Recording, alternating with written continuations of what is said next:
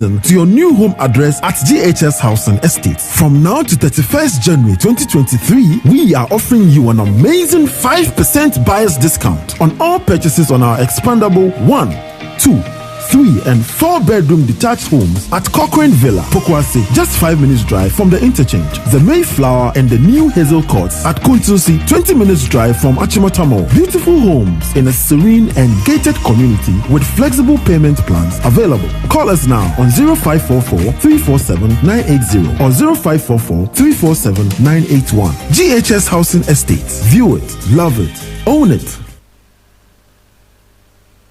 Confidence in recent history. This is really a worrying time as we look ahead. And very striking that food sales volumes fell in December. I mean, they rose very strongly in November. I mean, that kind of speaks to what we were hearing from the likes of Tesco, that people were they were stocking up early on Christmas food. Yes, well, and Black Friday was a very long promotion in November, which of course, carries over into grocery. So what we're inferring is that stocking up in November happened, and then, that left December sort of disappointing in that category.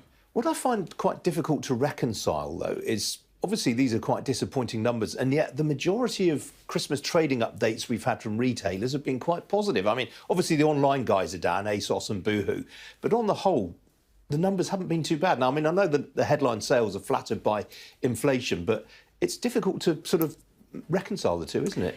My view, Ian, is that what we're starting to see is real consolidation in the market. So the winners that we have seen from trading perspective tend to be the larger retail businesses that have established great delivery propositions, that still have a significant high street presence, and were able to attract the customer when they were able to choose between shopping in store and online.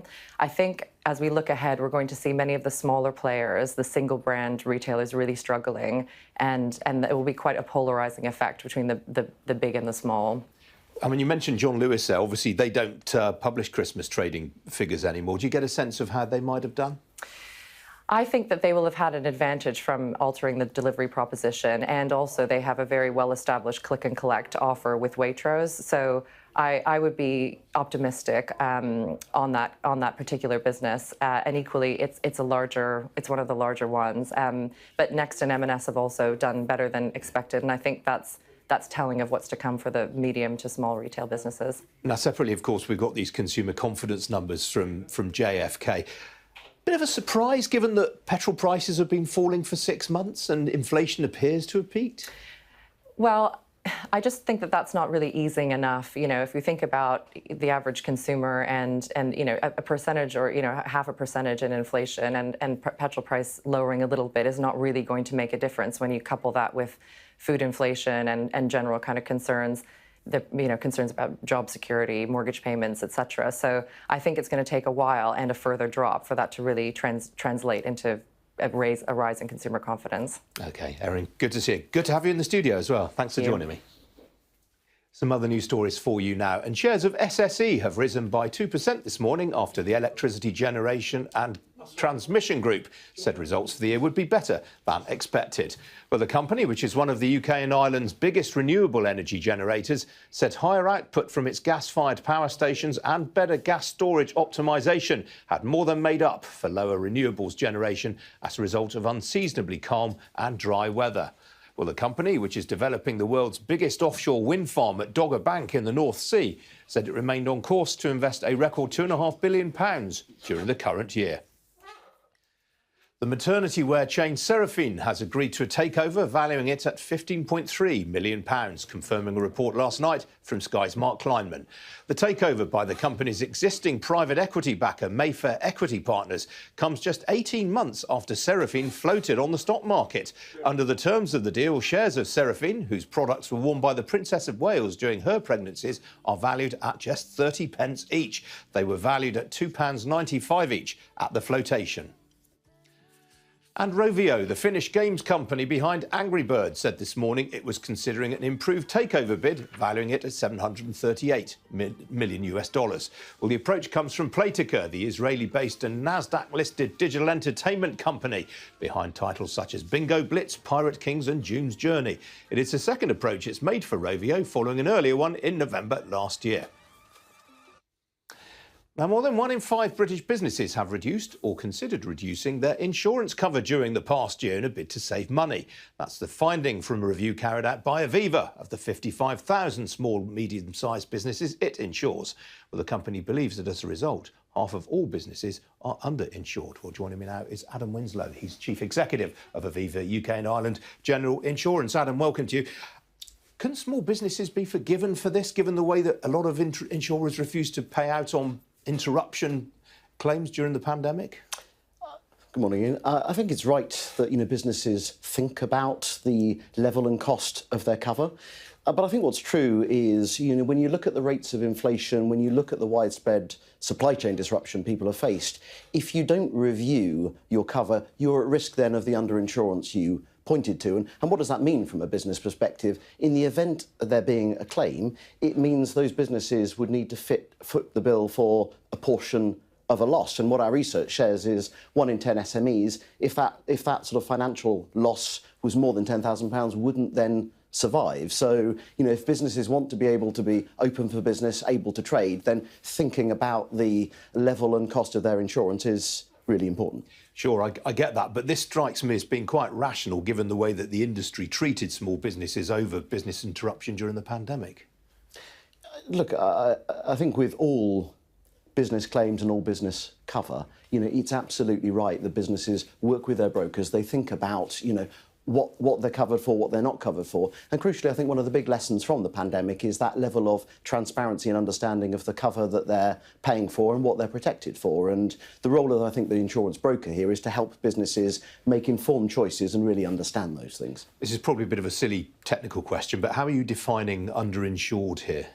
I think underinsured is the underlying asset. So if we think about what it would take to put businesses back on their feet in the event of them incurring a loss or making a claim, then it's the value of things like inventory, parts, machinery. It's the things that they would expect the claim to pay out on that would enable them to get back to the same position they were in before any claim occurred. Gotcha. I mean, could there be a case for saying that in many cases the value of that inventory or stock has fallen and therefore they don't feel they need the same level of cover? I genuinely think with the level of inflation in the system and that supply chain disruption point, then I think, our research showed that something like a quarter of all businesses haven't reviewed their underlying level of cover in more than 2 years. And I think it's unlikely that if you haven't reviewed it, that your current level of cover would be sufficient to pay out to the effect you wanted it to in the event of a claim. Right. What's been happening with insurance premiums for businesses? Generally, with inflation, supply chain issues, cost of living concerns, etc., premiums probably have been on the rise, but I think it's very difficult to generalise. Our report looks at 1,200 business leaders spread across 9 different industry segments and very different sizes of businesses, small, medium, and large, and consequently, there probably isn't one good answer to that question. I mean, I gather we had someone from the reinsurance sector on recently who was pointing out that there appears to be less capital in the reinsurance sector right now. Is that having a knock-on effect as well? A lot of insurers will have been through their renewal cycles on the 1st of January, the 1/1 renewal season. I think we've yet to see how that's going to play out in pricing, but you'd expect all insurers to be very mindful of, the cost it takes to pay the claims to run their businesses, but also very mindful of the genuine cost of living and sort of macroeconomic concerns that are, the sort of bread and butter of businesses' daily lives. Yeah, it was interesting. You also took the pulse of a lot of these businesses. I mean, the main concern on all of their minds is, to my surprise, actually, the overall state of the economy. Yeah, the economic concerns was the biggest risk on people's minds. Interestingly, 6 of the top 10 risks were economic in their nature.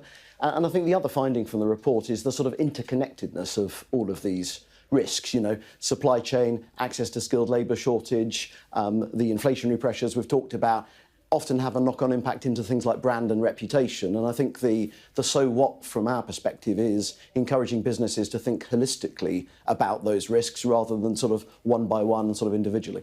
All right, Adam, got to leave it there. Good to see you this morning. Thank you. Thank you. Now, the Chinese New Year begins this Sunday, and it comes, of course, just as the country is in the process of reopening after scrapping most of its zero-COVID restrictions. China's Lunar New Year holiday marks the world's biggest annual human migration, and it's raised fears that this year's could become a super spreader event.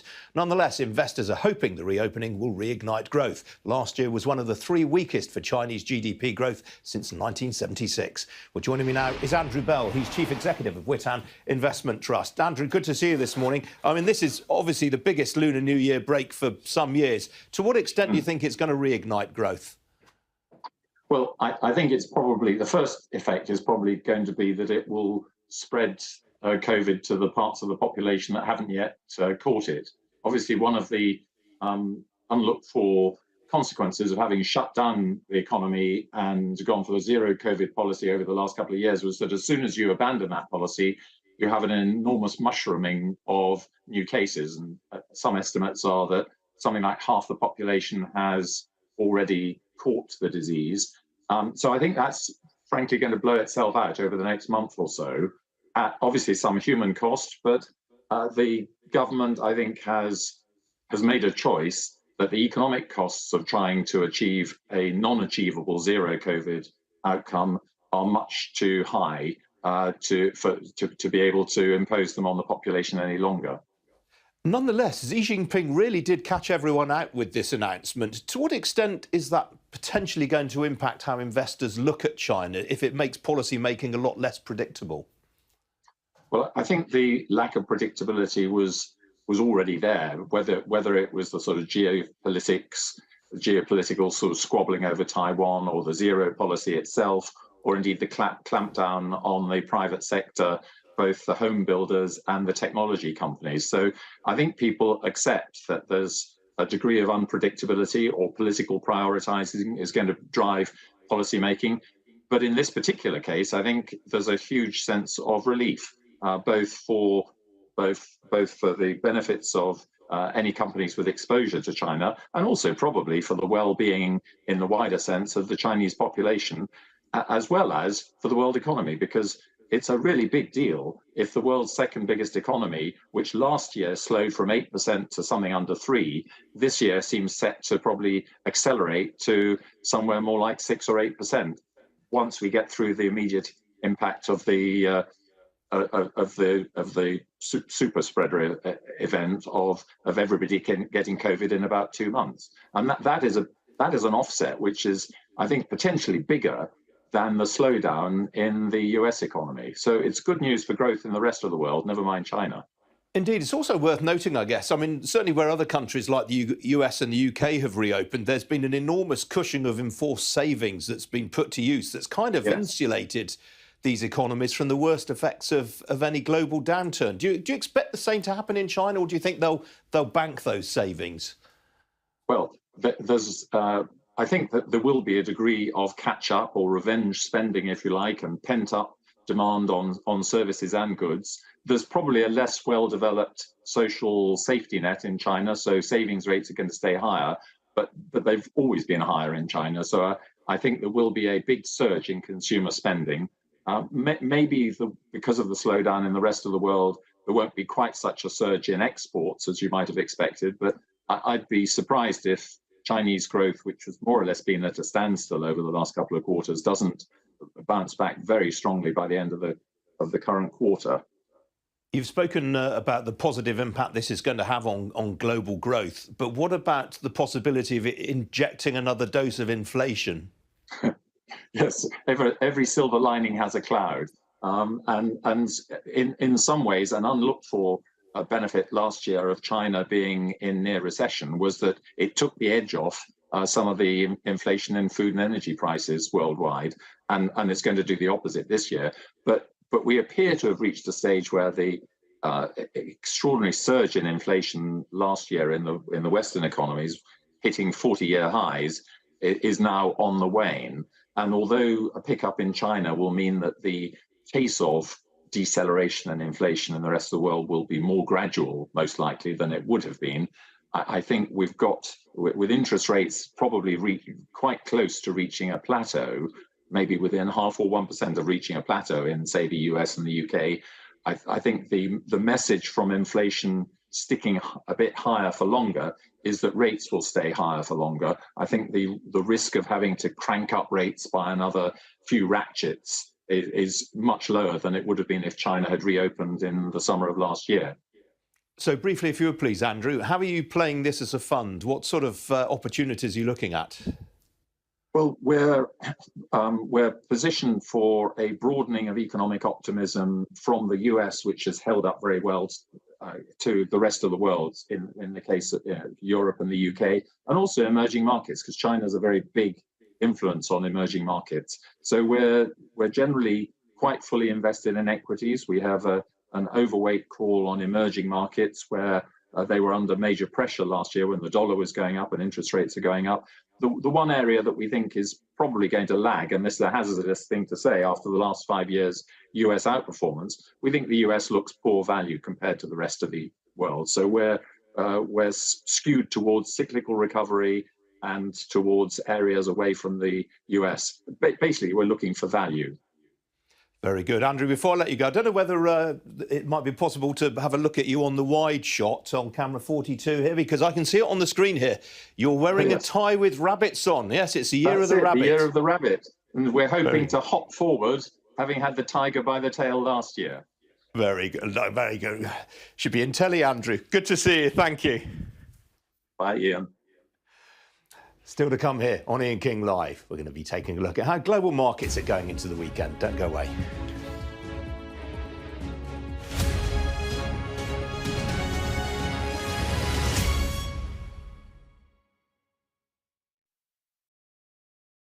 Patients waiting several hours in ambulances and hospital corridors. Never, ever seen anything like this before. The NHS is under huge pressure. They have declared a critical incident. Every bed in every bay is full. They don't deserve to be treated like this. Patients should be able to rely on a basic level of care. There's not a minimum level of service any day because they've broken the NHS. Looking increasingly difficult to heal. They can't just keep letting this happen. Can the NHS survive?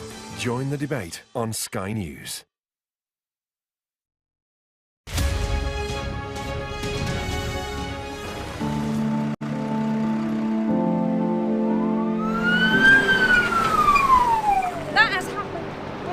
And now it's coming from both sides and it's moving this way.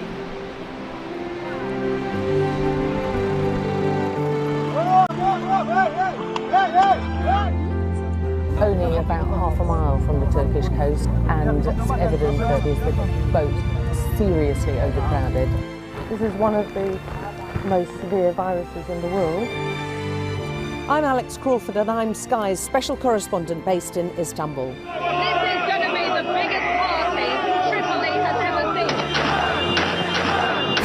That's it. It got us then. There's a lot of action going on, a lot of hits coming in still. We aim to be the best and the most trusted place in news. Clearly not had very much to eat at all. A lot of them extremely thin and very frail. Look at her arms. I can put my entire hand round. This is the cocktail of drugs which the doctors at this hospital have been giving their coronavirus patients. Made for people who want clarity in an uncertain world. Mother Nature can be vicious, absolutely savage. The world's largest falls now down to a trickle in places. I can't imagine how much plastic is lying at the bottom of this huge lake. Oh! Close and personal with a rhino. This is what makes the job so fantastic.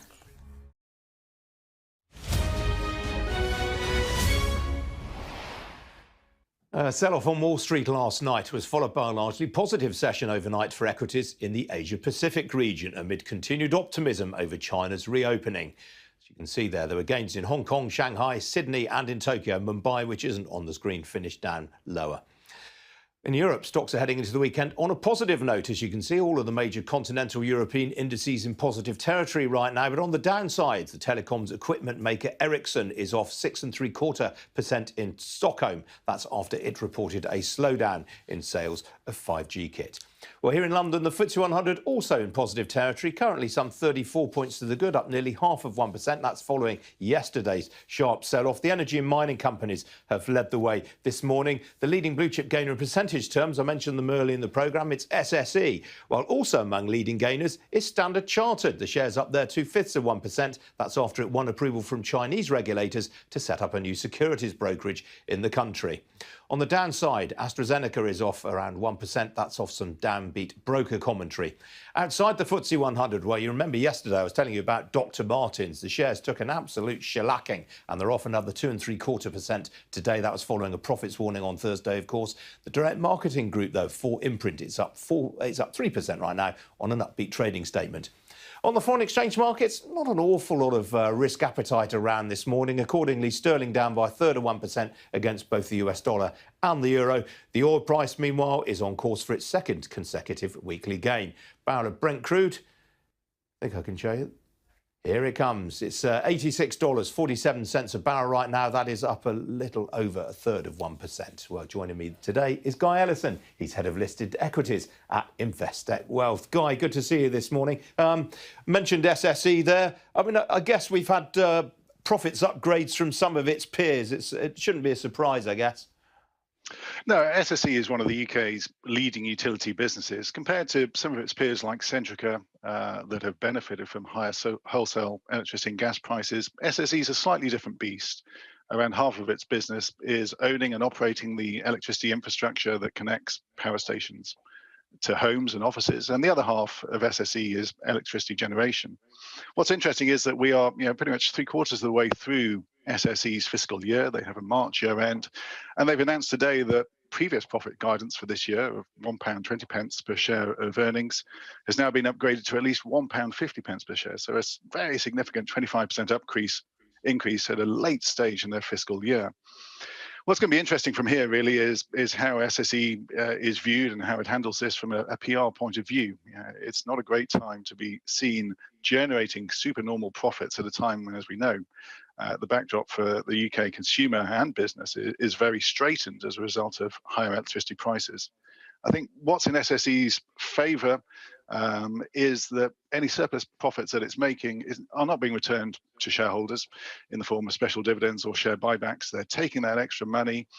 SSE actually are about to cut their dividend so that they can invest more in the UK's energy infrastructure. And that's all part of the energy transition that we need in the UK over the coming decades. So it'll be interesting to see how it is treated by the media. Absolutely, yeah, they did stress the investment story again today. Now, broadly, Guy, obviously, Wall Street had a great week last week. Everyone was getting very excited about the Fed tapering off rate rises, maybe even cutting them later this year. That seems to have completely dissipated this week. Yeah, and momentum around this topic has been, fickle so far in 2023, as it was for much of the second half of 2022. But you're right, the year got off to a great start for US equities. After the first 2 weeks of this year, the US stock market was up over 4%. And actually, if you look in context of where analysts expect earnings growth to come through for the US this year, the market's only expecting around 5% earnings growth for the S&P over the course of 2023. So if you think that translates roughly into 5% appreciation in share prices with a bit of dividend income on top, we'd already had what might have been seen as a big chunk of the year's returns from the US market in the first few trading days. But as you say, sentiment has changed. We've now had 3 down days in a row for the S&P. That's not the start of a trend, and we saw far worse over the course of last year. But yes, once again, the market's particularly led by the very strong, consistent narrative from the Federal Reserve and the Vice Chair Brainard yesterday, saying that the Fed is not going to blink with regard to its interest rate policy. Rates are going to go up probably to around 5%, maybe a little bit higher, but then they're going to stay there. And the market's now thinking, well, actually, the bad economic news that we might have had and might have interpreted as being a reason why the Fed would blink and cut rates sooner or not raise them as high in the first place. Now, bad economic news that we've had from the US this week actually looks genuinely like bad news, but won't elicit a response. Absolutely. Now, I mean, I know it's very early days yet. Any conclusions that we can draw from US earnings season? I mean, Netflix surprised on the upside last night. Yeah, so a welcome return to form for Netflix, just as its co-founder announces that he's stepping down from day-to-day leadership after a remarkable 25 years in the business. Netflix was a DVD by mail business back in the late 90s. A very welcome return to subscriber growth for them. Over 7.5 million new subscribers in the quarter. That was a significant beating of expectations, but there's still a big job to do for the two internally appointed replacements for his role. They're still spending a vast amount on content, billions of dollars being spent per quarter. They need that to translate into strong, consistent subscriber growth to make the economics work. Yeah, it really is the ultimate jam tomorrow stock, isn't it? Guy, got to leave it there. Good to see you this morning. Thank you. Thank you. Well, still to come on Ian King Live. We're going to be back in Davos with our data and economics editor, Ed Conway. Stay tuned.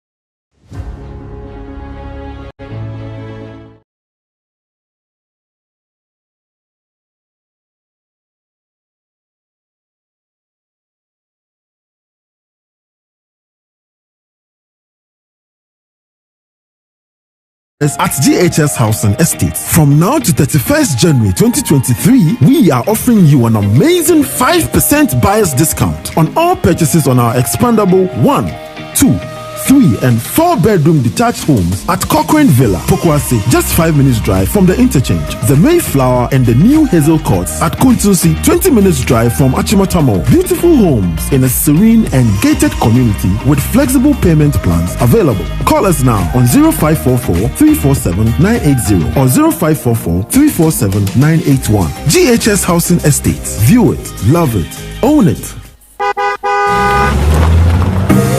Make that move now, this festive season, to your new home address at GHS House and Estates. From now to 31st January 2023, we are offering you an amazing 5% buyer's discount on all purchases on our expandable 1, 2, 3 and 4 bedroom detached homes at Cochrane Villa, Pokwase, just 5 minutes drive from the interchange. The Mayflower and the new Hazel Courts at Kuntusi, 20 minutes drive from Achimotamo. Beautiful homes in a serene and gated community with flexible payment plans available. Call us now on 0544 347 980 or 0544 347 981. GHS Housing Estates. View it, love it, own it.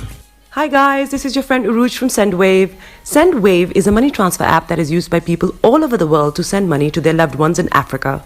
With SendWave, you can send money to Ghana, Nigeria, Kenya, Uganda, and Tanzania. And the best part is, SendWave is absolutely commission-free. Our exchange rates are excellent. You can see for yourself by checking them out on our website. So how do you use SendWave? SendWave is an app that you can download onto your phone from the App Store or Google Play Store. The app is free to download. After downloading it, just open the app and enter your name, email, and phone number. That's it. You're good to go. Make sure you use the promo code SR, S for Starr, R for Radio. This promo code will give you £5 free credit to send to Africa on your first transaction. Your money will be delivered to your recipient within seconds. Feel free to call me on 0749 7377 647 at any time. I'll be happy to tell you all about SendWave and help you in any way I can. Remember to use the promo code SR for £5 free credit. Medasse. Hi everyone, it's your girl BB Clement, the author of How to Go From Employee to Entrepreneur and the host of your weekly business show, BB Means Business, the show where we discuss everything you ever wanted to know about business but you were afraid to ask. How do I start my business? How do I raise the finance?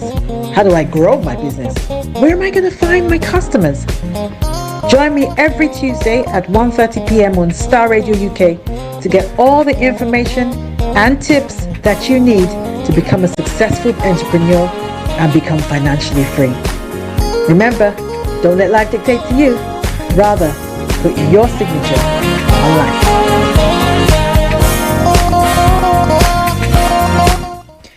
Tune in to On Point here on Starr Radio UK with Empress Regina every Monday at 5 p.m. GMT.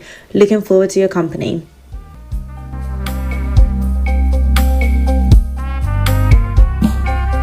Are you looking for the fastest, reliable, and trustworthy door-to-door shipment company? Well, look no further. When was the last time your family received a shipment back in Ghana on time and in time? You are not sure? Well, Lamb Shippers, we pride ourselves with being the fastest, reliable, and trustworthy shippers you can use. You are assured of a prompt pickup anywhere in the UK by our personnel. They also make sure your items are well packaged to get to its destination in time. When it comes to door-to-door shipment, look no further.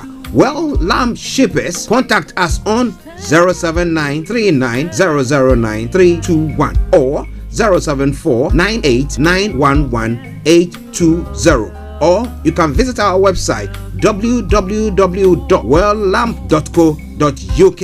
You can also drop us a mail, info@welllamp@gmail.com. Well Lamb Shippers, fast, reliable, and trustworthy.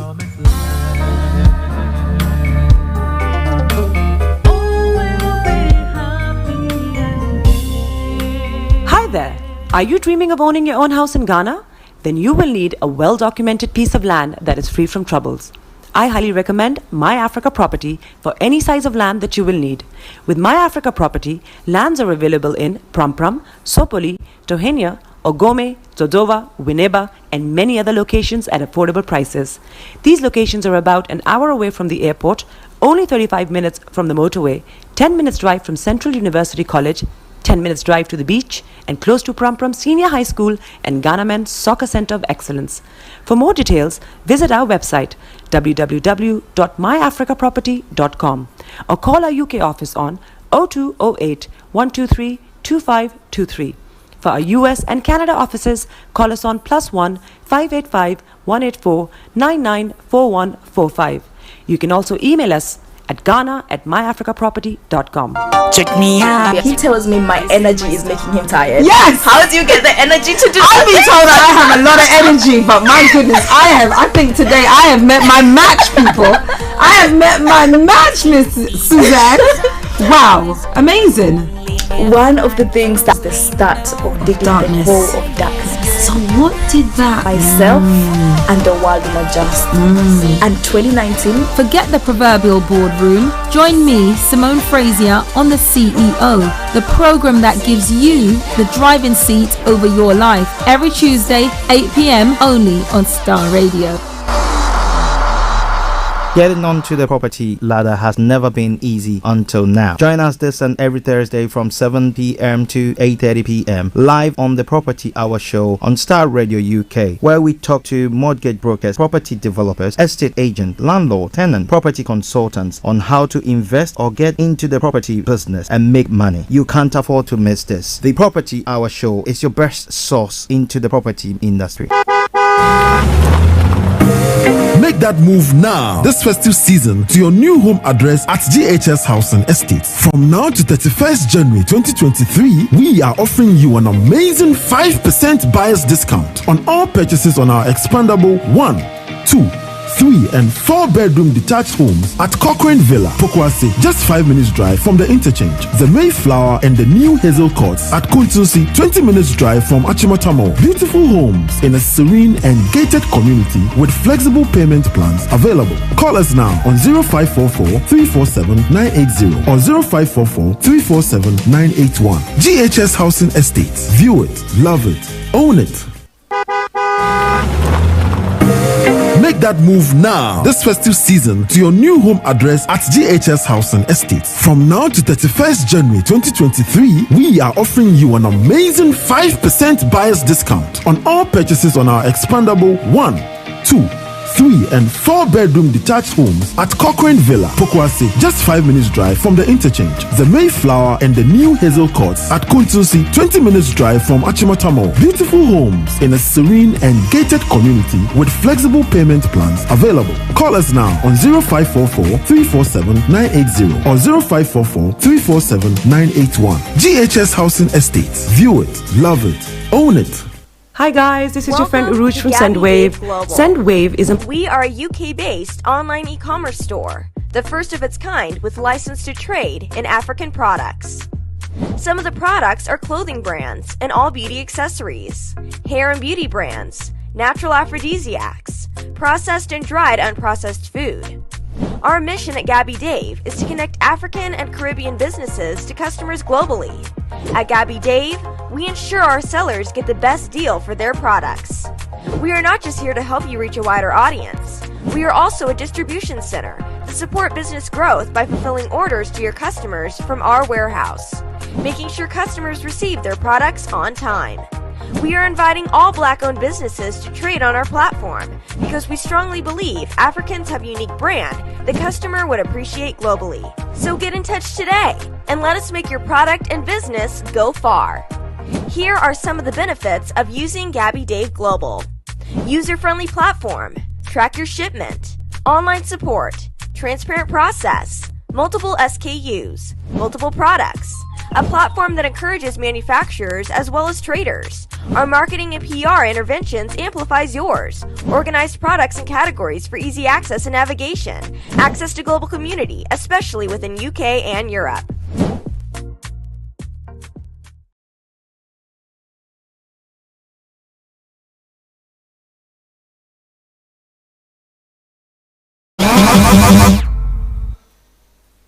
Turn it on. Turn it up. Show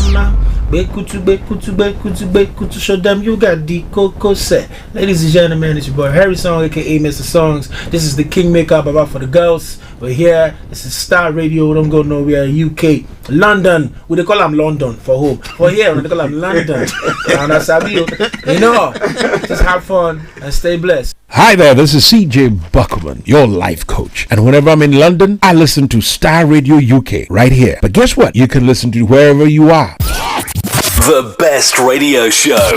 Broadcasting worldwide, online 24/7. All around the world. In your car. At work. At home. On your This is smartphone. Starr Radio UK. Are you ready to turn it up?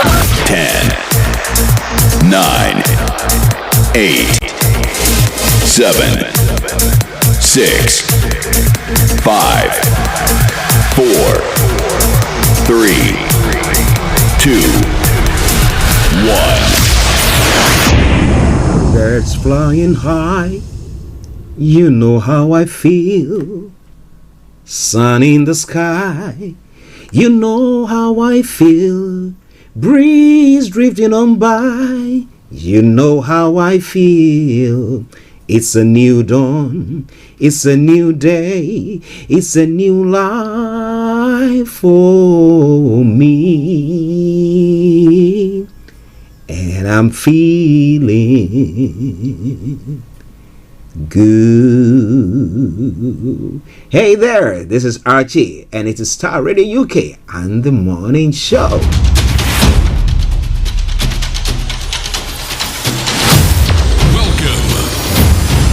This is Starr Radio This is UK. Starr Radio UK. This is Starr Radio UK.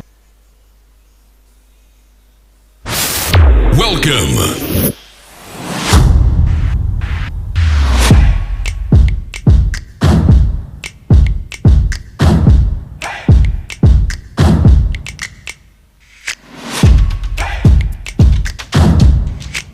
Broadcasting worldwide, online 24/7.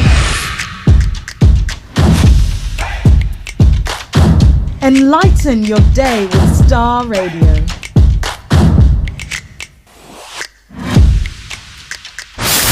Welcome.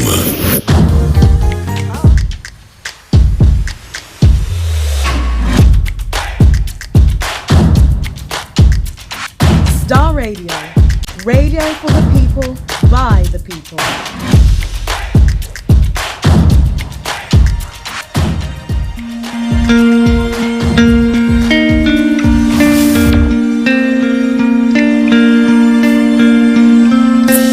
Love for you runs deep. All of you makes my heart beat.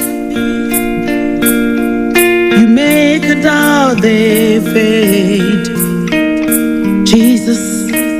that's what makes you great. You hold the world in your hands, the hand that made me who I am. Okay, let me say massive good morning, good afternoon, good evening, good dawn to you wherever you might be on planet Earth, and those of you on other planets as well. We want to salute each and every one of you, and once again welcome you to the Friday edition of the morning show. Today is the 20th day of January, the year 2023. The time now 10:42 from the hearts of London. And if you don't know, now you know. I remain yours sincerely, the one and only. This is the morning show with Archie. So let me say a special good morning to Ruth. He says, good morning, Starr. Ruth is the first person to join us today. I mean, I know other people have joined in the background, but on our YouTube channel, Ruth is there. And I say, massive good morning to you. I hope you are doing very, very well, and wishing you a happy weekend as well. And let me also take this opportunity to say good morning to my team this morning, Mr. Olayomi, Mr. Tabiri, and my able producer, Mr. Francis Gaye. Making sure I'm warm, keeping everything ticking along nicely, so that we can bring you the best program. But I say morning to Bishop Adeshina, Reverend Momo. Massive good morning to you. A special good morning also goes to the one and only Aziz Badasarik. Anthony Adedeji, massive good morning to you. Abiosa, good morning. Comforter Haven, good morning. They are all in the US, you know. Tassino in Moscow, massive good morning to you, Tassino. I hope you are doing very, very, very well. Amayo, massive good morning to you. Sir Maxwell, more you are. And all you wonderful people who join us each day. All protocol observed. I've not mentioned your name. It's not that I'm looking down on you, but it's like I just need to get on because there are numerous of you there listening to us and watching us. So share the broadcast with your friends and loved ones and invite them to like our pages as well. It is Starr Radio UK, and it is, of course, as we say here on this platform, the coolest way. The coolest way to start your weekend.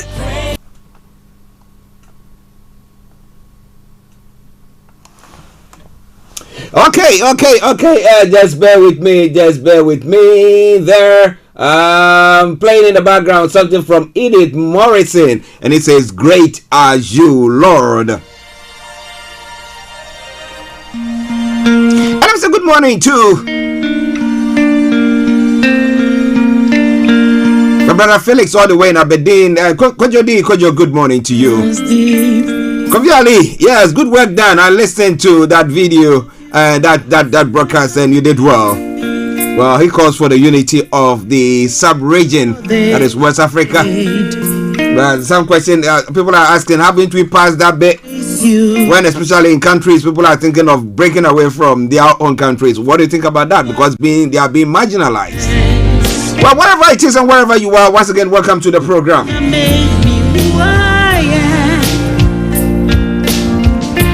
So for those of you who have tuned in for the first time on the Friday edition of the morning show, this is how the programs go. I will bring you the quote for the day, the weather forecast to follow suit, and the travel update as well.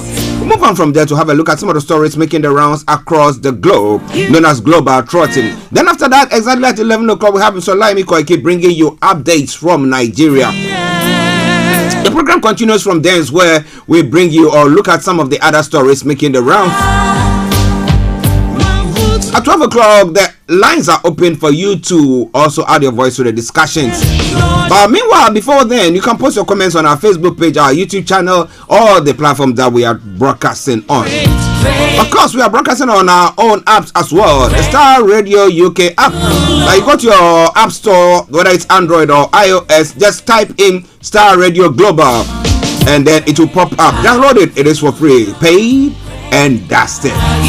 Paid and delivered. Signed, sealed, and delivered, right?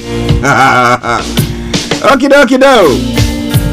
Love for you. Let me say good morning to Miss Ebenezer Hammond all the way in Cape Town. Chantel, good morning to you all, guys. Makes you my heart.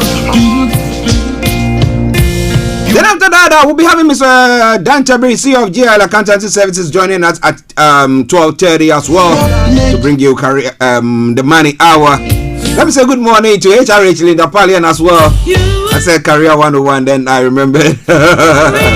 Linda, I hope you are doing good. Okay, let's crack on. 10:47 the time. Now, are you motivated by your own selfish desires, or you have a greater sense of responsibility? Are you motivated by your own selfish desires? Whatever you want is for me.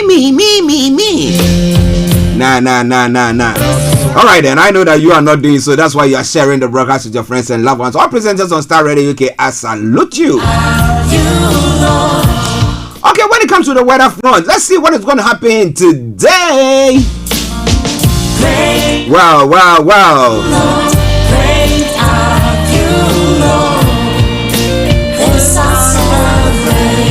Well, this afternoon we'll see plenty of sunshine and just a few patches of cloud lingering. A fine and dry day expected as well. This evening will be dry with clear spells. Now, similar conditions overnight with a few light patches of cloud developing towards dawn. And also, exactly, the temperatures is going to be exactly more. The temperatures will be 7 tops and the lowest -2, my apologies. The UV level is going to be low, pollution is going to be low as well. But when it comes to the weekend weather for you, well, tomorrow morning we'll start with plenty of sunshine and just a few light patches of cloud lingering, dry and largely sunny throughout the afternoon. Though, now again the temperatures are tops 7 degrees, the lowest -1. Then comes Sunday, the cold snap hits in again. I will be seeing another cloudy and a mix of cloud and sunshine. Top of the temperature 3 degrees, the lowest 0. So in gist, that's what's going to be happening to over the weekend. And that brings us to the end of the weather forecast, of course. It is All Starr Radio UK, your favorite African and Caribbean radio station in London. We're going to cross over straight to the travel updates, and after that, well, lots of stories going to be coming your way. I promise you some lovely tunes as well. Stay tuned, don't you go away.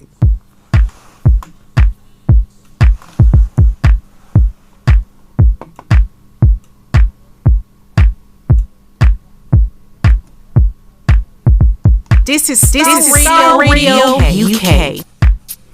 Okay, so keep your eyes on the roads. I'm keeping navigated. I promise I'll be on the Starr Radio UK travel update that comes to every weekday from 10:40, and it's now 10:49. So on the underground this morning, good service throughout, apart from the central line that has got severe delays. And what is happening on that? There's severe delays between Leytonstone and Hale North via Newbury Park while they fix a signal failure at Newbury Park. Good service on the rest of the line. That is ideal. London Tramlink, London Overground, good service there. Now to the major roads in London. Now A4, A40, Central London Red routes have all got closures. And also A1, A41, South Circular A205 have got serious delays. So check before you leave. Now on the river bars this morning, good service throughout. It's been a good one this week, hasn't it? And then on the cable car, London cable car, good service there as well. But moving on to the final segment of the travel update, that's the National Rail. What is happening there?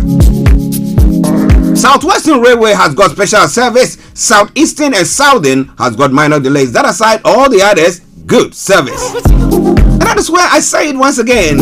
As you know I will do, say it loud. Good morning, good afternoon, good evening, good dawn to you, wherever you might be on planet Earth. Enjoy your commute for today. But you know what? Continue to keep those eyes on the roads. Welcome to Gabby Dave Global. We are a UK-based online e-commerce store, the first of its kind with license to trade in African products. Some of the products are clothing brands and all beauty accessories, hair and beauty brands, natural aphrodisiacs, processed and dried unprocessed food. Our mission at Gabby Dave is to connect African and Caribbean businesses to customers globally. At Gabby Dave, we ensure our sellers get the best deal for their products. We are not just here to help you reach a wider audience. We are also a distribution center to support business growth by fulfilling orders to your customers from our warehouse, making sure customers receive their products on time. We are inviting all Black-owned businesses to trade on our platform because we strongly believe Africans have a unique brand the customer would appreciate globally. So get in touch today and let us make your product and business go far. Here are some of the benefits of using Gabby Dave Global. User-friendly platform, track your shipment, online support, transparent process, multiple SKUs, multiple products, a platform that encourages manufacturers as well as traders. Our marketing and PR interventions amplifies yours. Organized products and categories for easy access and navigation. Access to global community, especially within UK and Europe. Okay, welcome back to the program. 8 minutes to the top of the hour, the time, the morning show, the program, and I am Archie. So it's now time for Global Trotting. Let's move on. Let's see what is happening from across the globe this morning. Well.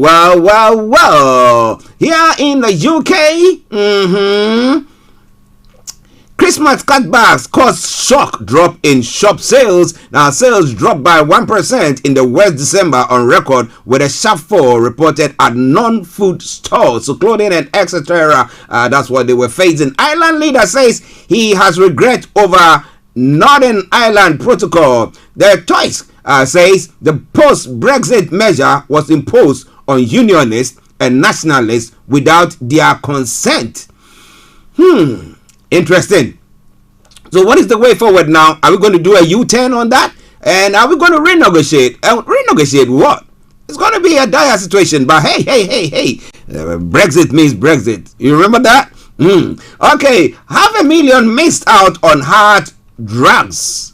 That's when it comes to the COVID. Now, law prescribing in the early months of the pandemic may lead to more heart attacks and strokes, a study has warned. But take the actions that you're supposed to take so that you don't, get yourself in there. Dentists warn of damage from braces ordered online. Oh my goodness. And the energy bills rise for 2.5 million on Economy 7. Now, customers on Economy 7 tariffs see bills rise 7.6% despite the government fixing prices until April. Now, student denies charges over ex thrown at King. Now, Patrick Tower, 23, will stand trial in April, charged with a public order offense. Now, you just have to apologize. You did do whatever he's been accused of or been charged for.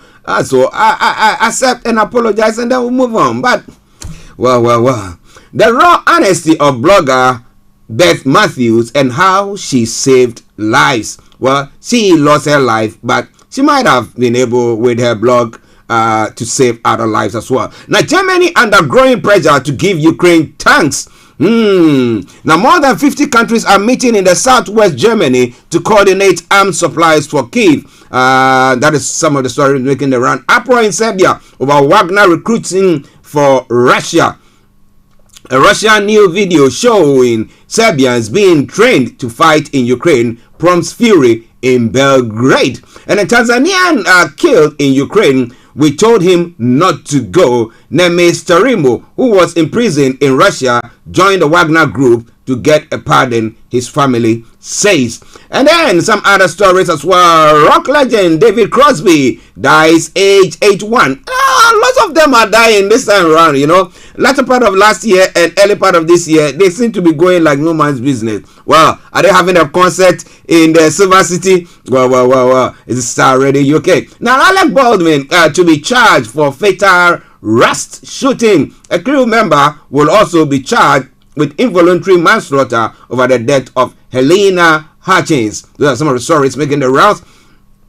When it comes to Africa as well, Rwandan government critic died in road crash. That's what the police are saying. Now, journalist John Williams Ntwo died when a car hit a motorbike taxi he was riding on. Was it deliberate? It's talking too much noise, and they decide to silence you. They do all sorts. I tell you, all sorts happen. Okay, but I don't know in this case what has happened exactly there. And then Ethiopia replaces central bank boss amid high inflation. Yenaga Daisy has been replaced by Mamo Miheretu, who has previously been the Prime Minister's economic advisor. And Ghana economic woes go back to 20 years. Economists are saying the cost of living is unbearable as the West African country faces an inflation rate of more than 50%.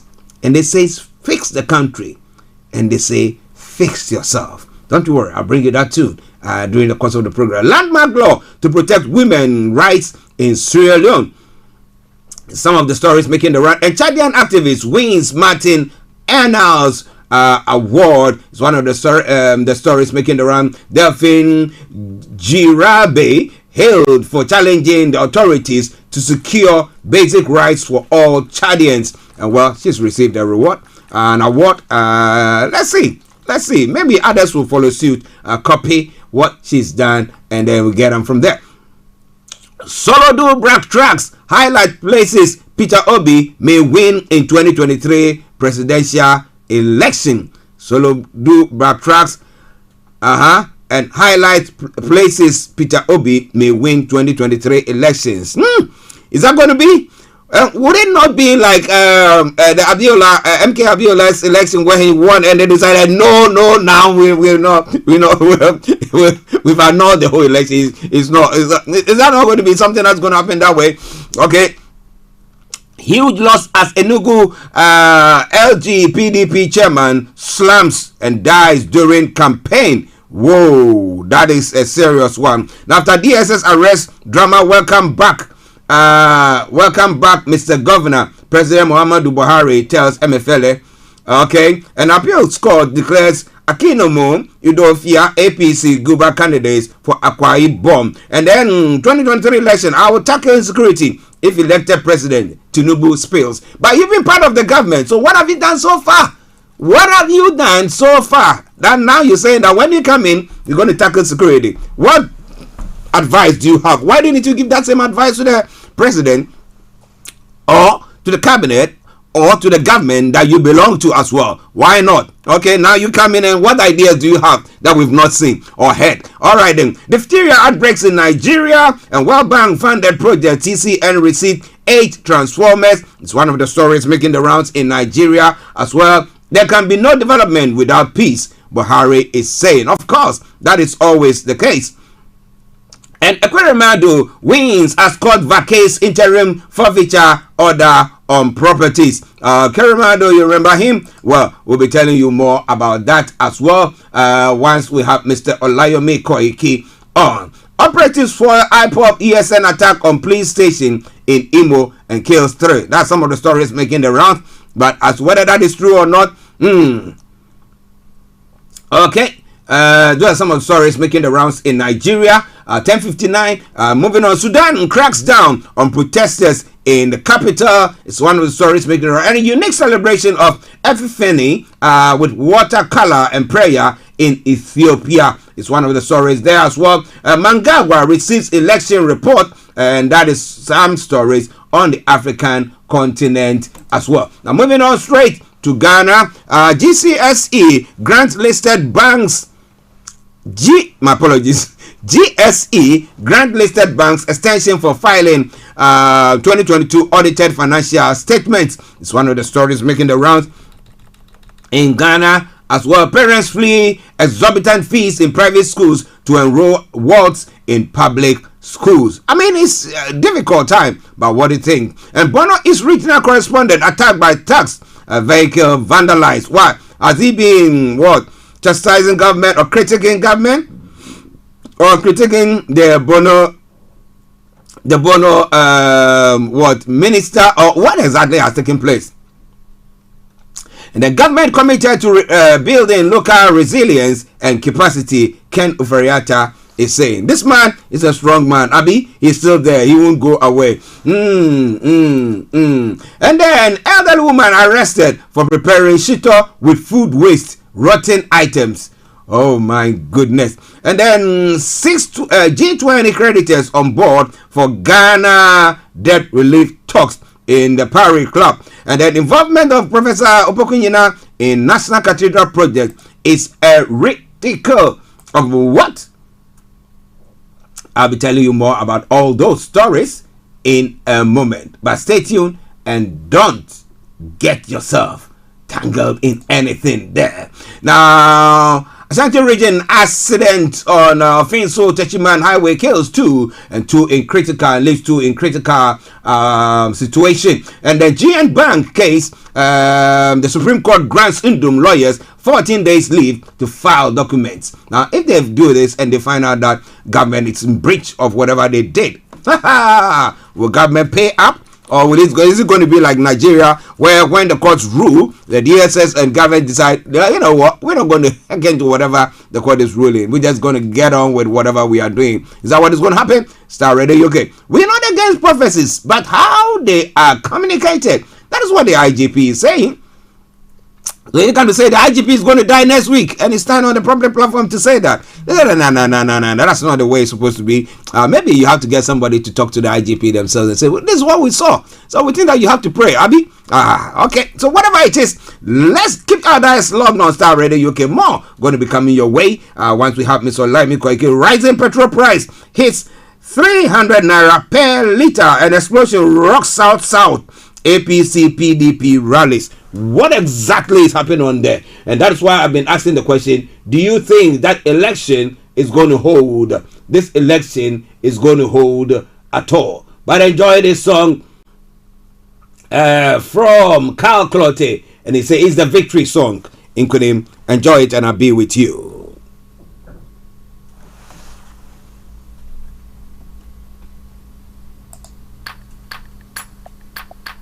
Let me see your victory signs up like this. Come on, hey! Yeah.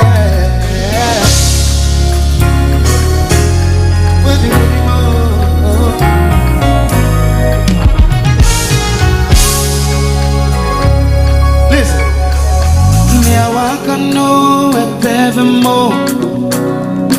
Yeah, Jesus, I can't know and wanna bear more. I don't forget to me say no. Victory is mine. And why is it demo?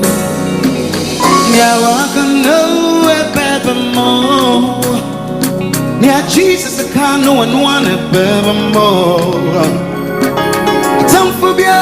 This is Starr Radio UK. In your car, At work, at home, on your smartphone.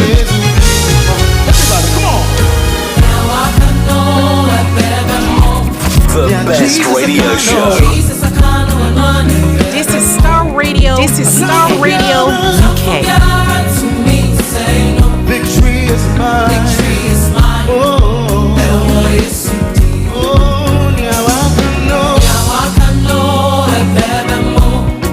Jesus, I can't know. Jesus, I can't know and want it better more.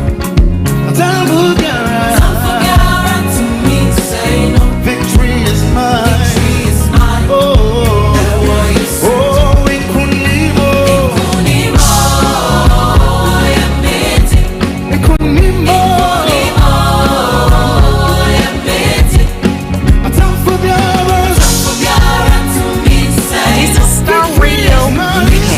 in your car, At work, at home, on your smartphone. Worldwide, online 24/7.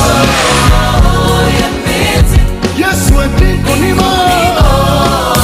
Broadcasting worldwide, online 24/7. Victory is mine. Hey. Listen, I am victorious. Victory is my name. I am victorious. Victory is my name. And one forevermore. I am victorious. Victory is my name. And everybody say, I am victorious. Victory is my name. I am victorious. I am victorious. Victory is my name. Now I come. And more.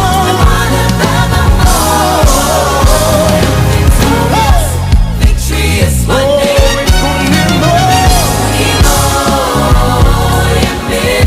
Yes, we're Ikunimo.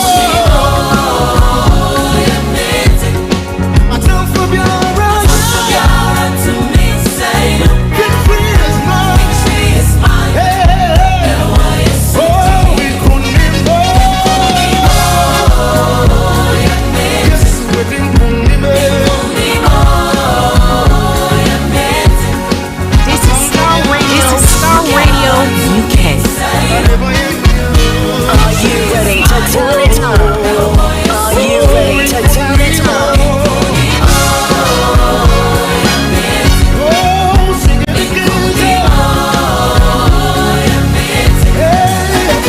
Star Radio UK, your favorite African and Caribbean radio station in London. The victory song. No matter what you might be going through today or have been going through, one thing that is rest assured is that you got a victory already. The fact that maybe you received a blow today doesn't mean that you should just lie there and say that is the end of it. You have life, and once you have life, there is still hope for you. So yeah, get up, test yourself, and fight on. Something from Calculated, and it's All Star Radio UK. We should be having Miss Olayomi joining us in the next few moments to bring you updates from Nigeria. 26 days more for the election. Would it hold at all? Would it hold at all? That's the question. If they're saying that there's been an explosion that has rocked the South, APC, PDP rallies, then what is the way forward when it comes to the election per se?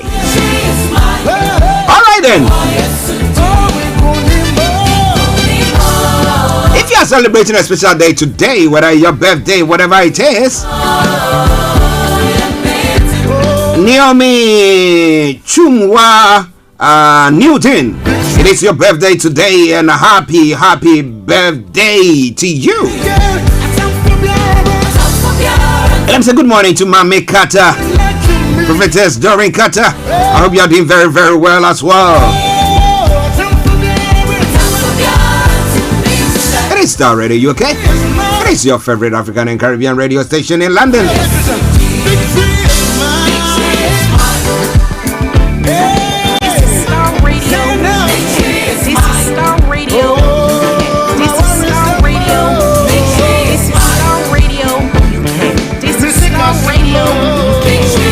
Okay, so we're going to take a commercial break, and once we come back, I should have Miss Olayomi joining in. So wherever you are, stay tuned and don't you go away.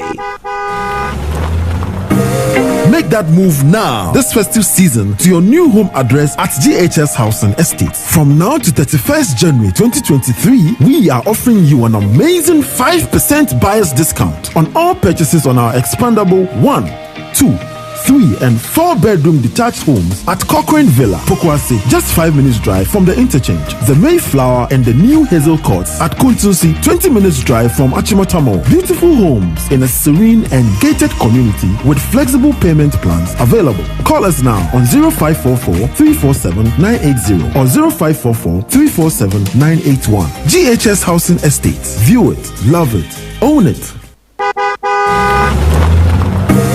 Make that move now this festive season to your new home address at GHS Housing Estate. From now to 31st January 2023, we are offering you an amazing 5% buyer's discount on all purchases on our expandable 1, 2, 3 and 4 bedroom detached homes at Cochrane Villa, Pokwase, just 5 minutes drive from the interchange. The Mayflower and the new Hazel Courts at Kuntusi, 20 minutes drive from Achimotamo. Beautiful homes in a serene and gated community with flexible payment plans available. Call us now on 0544 347 980 or 0544 347 981. GHS Housing Estates. View it, love it, own it.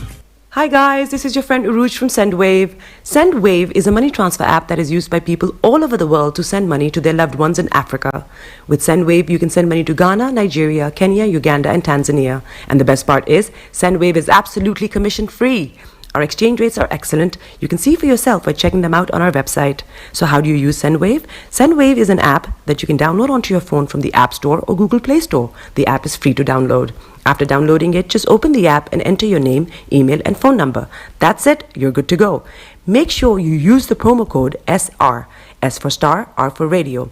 This promo code will give you £5 free credit to send to Africa on your first transaction. Your money will be delivered to your recipient within seconds. Feel free to call me on 0749 7377 647 at any time. I'll be happy to tell you all about SendWave and help you in any way I can. Remember to use the promo code SR for £5 free credit. Medase. Welcome back to the program Star Radio UK, your favorite African and Caribbean radio station in London. Bringing the time now exactement to 11:11. Yes, 11:11. That is 11 minutes after 11. You don't see me, don't worry, you'll be seeing me pretty soon. Yes, you're going to be seeing me just in the next few moments whilst I get Mr. Olayomi Koiki to be all ready for you as well. But it is the Friday edition of the morning show. Today, the 20th day of January. How many days more to the end of the month? I was going to do it to the end of the year. Somebody say, yeah, good luck to you. But how many days more to the end of the month? Well, some 11 days. But hey, wherever and whatever you are doing, be rest assured of one thing, that hey, Starr Radio UK is here to make sure that we deliver all our promises, making sure we bring you the news that you need to know wherever you might be. But let me take this opportunity to say good morning to my colleague and Mr. Olayomi Koiki, the White Lion. Yomi, good morning. A very good morning to you, and I hope you can hear me loud and clear back in the studio. Yes, loud and clear, loud and clear. How are you doing? Well, it is the beautiful Friday. I'm doing very well. Apart from these weather, I don't know whether you are used to it, but after 2 decades, as much as I just have to wake up in the morning to do the school runs, and I could see everybody feeling very cold. But I heard something you said before coming on. As long as there is life, there is hope. Yep. So, which is the most beautiful part of the world, because when we're still alive, humanity will continue, and that is why we're still here this morning, regardless of the weather outside, on Starr Radio UK, giving you everything you need to know. And I'm doing very well. I'm gonna again apology for coming in a bit late again this morning. It's just some of those inquiries to make sure that we have the news ready to hit the road this morning. The Friday edition, the 20th day of January 2023, 13 minutes past. Quite a lot to discuss. You actually said 20-something days. I believe it's still less than that. I mean, it's still more than that. So we're looking at from the INEC chairman speaking in London on Tuesday at 37 days. So we are probably still looking at about almost 30-something days before the 2023 general election. Yeah. I said 26 days. It's more than that. Yeah, it's still more than that. So that is subject to if it's still going to go ahead. With so much update this morning, but let me slightly come back again to you in the studio. Once again, some of our listeners have joined us on our sister broadcast, and I say good morning to them. Happy birthday to one of our colleagues in Germany, Modukwe Ola, and I say happy birthday to her. And once again, a very good morning to everyone that have joined us from different part of the globe this morning. It is the Friday edition of the morning show. Once again, it is happy birthday to Modukwe. She's actually based in Germany, where she also does a very great work when it comes to humanity. And from Starr Radio UK, happy birthday to her. I'll come back again to you in the studio, Mr. Archie. Oh, Modukwe, happy birthday to you. May God grant you all your heart desires. This year, may you see the greatness of God in your life, and may you achieve it all. Amen. Okay, Prince Abimbola Osodai says, good morning to you all. Thank God it's Friday. Yes, it is Friday. And we are here once again to make sure that you know everything that is going on. And let me say thank you to my able producer, Mr. Francis Guy. He's making sure that I'm warm in the studio. So he brings me hot bottle of water every time to make sure that I'm not freezing. Because of the system that we have here, you cannot turn heaters on here. So it needs to be cool, but you need that to go on. Francis, thank you very much. Thank you very, very much. All right, then, listen to Starr Radio UK. Mr. Olayomi again at North London Studios. I'm Archie here in the South Studios, and we are bringing you updates from Nigeria. Now, interestingly, let us hop straight to, because we are asking the question whether the election is going to hold or not. Now, the question is, if during the campaigns in the South, APC and PDP rallies have experienced some explosions there, are we sure that this election is going to take place at all? Well, you're quite right. And where did we have this explosion? I was actually just after we left, yesterday, and I was doing, the normal broadcasting from the sister broadcast, and the breaking news was actually coming through.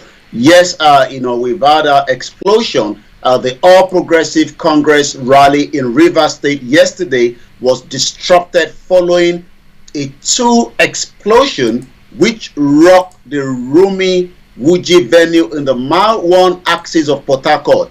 A similar event held by the People's Democratic Party in Edo State ended in disarray after unknown gunmen fire shot at the campaign ground. So 2 different locations, and there was a lot of disruption. One was the unknown gunmen, which has been terrorizing the southeast, and finger pointing again to some of the politicians being the unknown gunmen disrupting the activities, and it has always been linked to the the IPOB, but we can categorically say the unknown gunmen has got nothing to do with the IPOB agitation for self-determination. A similar event was also ended in Edo State, but in Port Harcourt it was an explosion. The campaign rally was going on peacefully in the Ward 7 of Edo local government area when the sound of gunshot by suspected political thugs suddenly filled the air, forcing the party faithful to scam in for their life. The police, however, launched investigation into the 2 incidents, which several persons were injured. We are not sure whether anybody got killed in those 2 events, but according to the Rivers State, remember that Rivers State is quite a tense state at the moment, and the reason for that is the governor of Rivers State is one of the G5 governors that still disagree with Wike as we speak. Atiku was in Oyo State yesterday. I did not see again one of the G5 governor known as Seyi Makinde being present at that particular event. What did the G5 governors want? They wanted Atiku to bring down the chairman, yeah.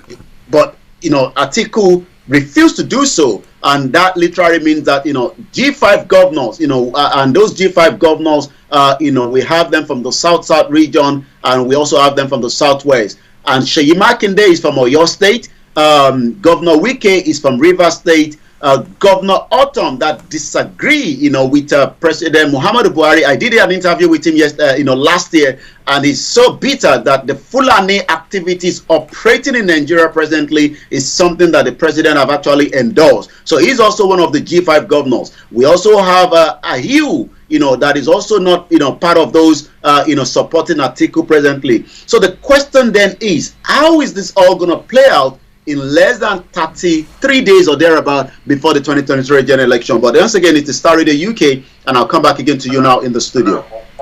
Well, listeners, Mr. Olayomi Koiki bringing you updates from Nigeria, and we can tell you emphatically that we got about 36 days more for that election to take place, because the election is supposed to take place on the 25th of February. Whether it's going to take place or not, that we're not very, very sure of. But Akintunde, I say good afternoon, Starr Radio UK, and everyone watching all over the world. Yes, good afternoon to you, and we are so grateful to you. Share the broadcast with your friends and loved ones, and invite us them to like our pages as well. But Yomi, still in before we go to some of the other ones that you put across, there is one okay, that's in Enugu. They said that they let me bring that details. Because it's all pertaining to the campaign that is going on.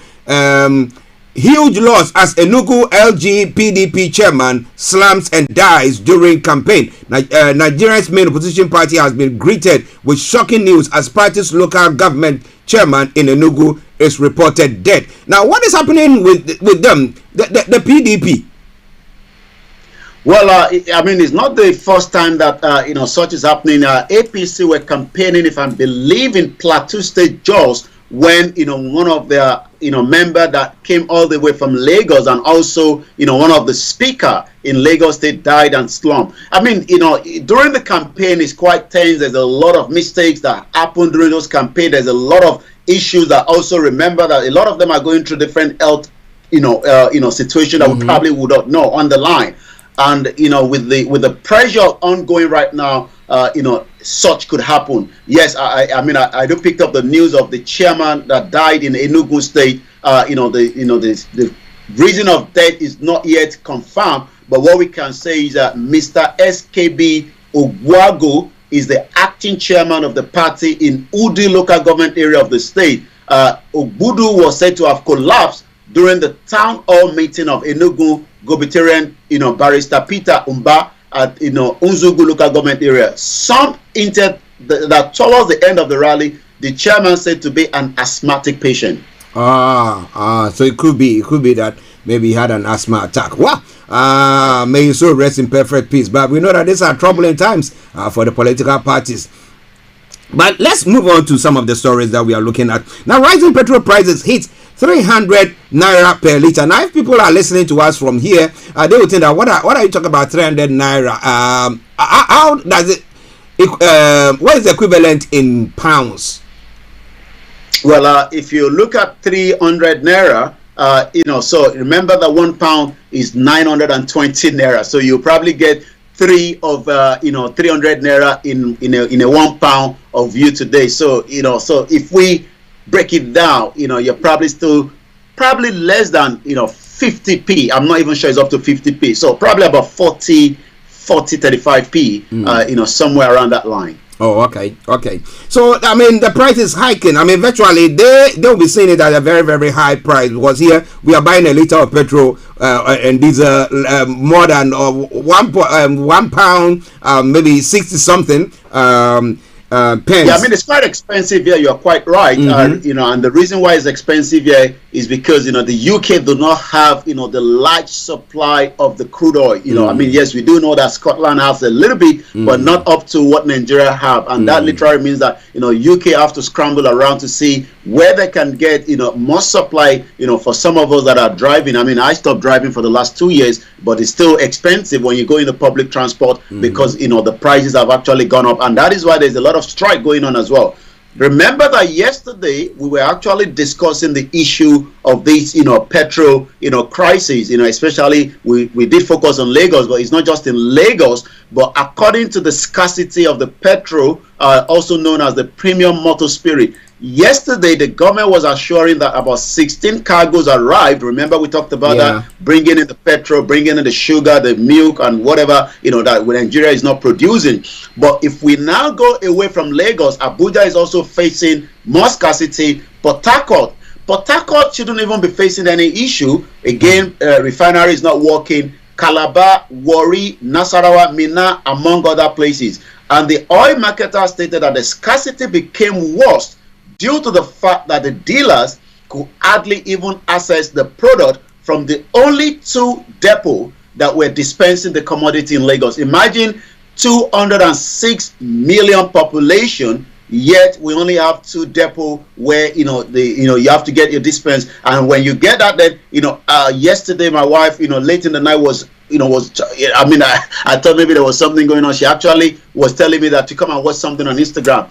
People were running to get fuel that was coming out of a tanker that must have burst without any concern of their safety. Yeah, everybody was just scooping, and right there and there, you thought, again, it's not the first time we are saying such, but ignorance is a disease. They say poverty is a big major problem in Nigeria, as Nigeria remains the capital poverty of the world. This is why some of those that are campaigning for the right to self-determination are saying, is it right to continue with a country where 2 dispense is coming only from Lagos, when we have the southeast where they could have opened up the waterways and allow docking system to allow as well, but again it does not happen as well. But all this pressure is bringing more to the table, and today if you have about 250 to 300 naira, you should be able to buy a liter, but that is quite a lot of money for an average Nigerian today. A very good morning. I'll come back again to you in the studio. Well, listeners, updates from Nigeria, 11:25 the time. Mr. Olayomi in our North London studios. I'm Archie here in the South studios.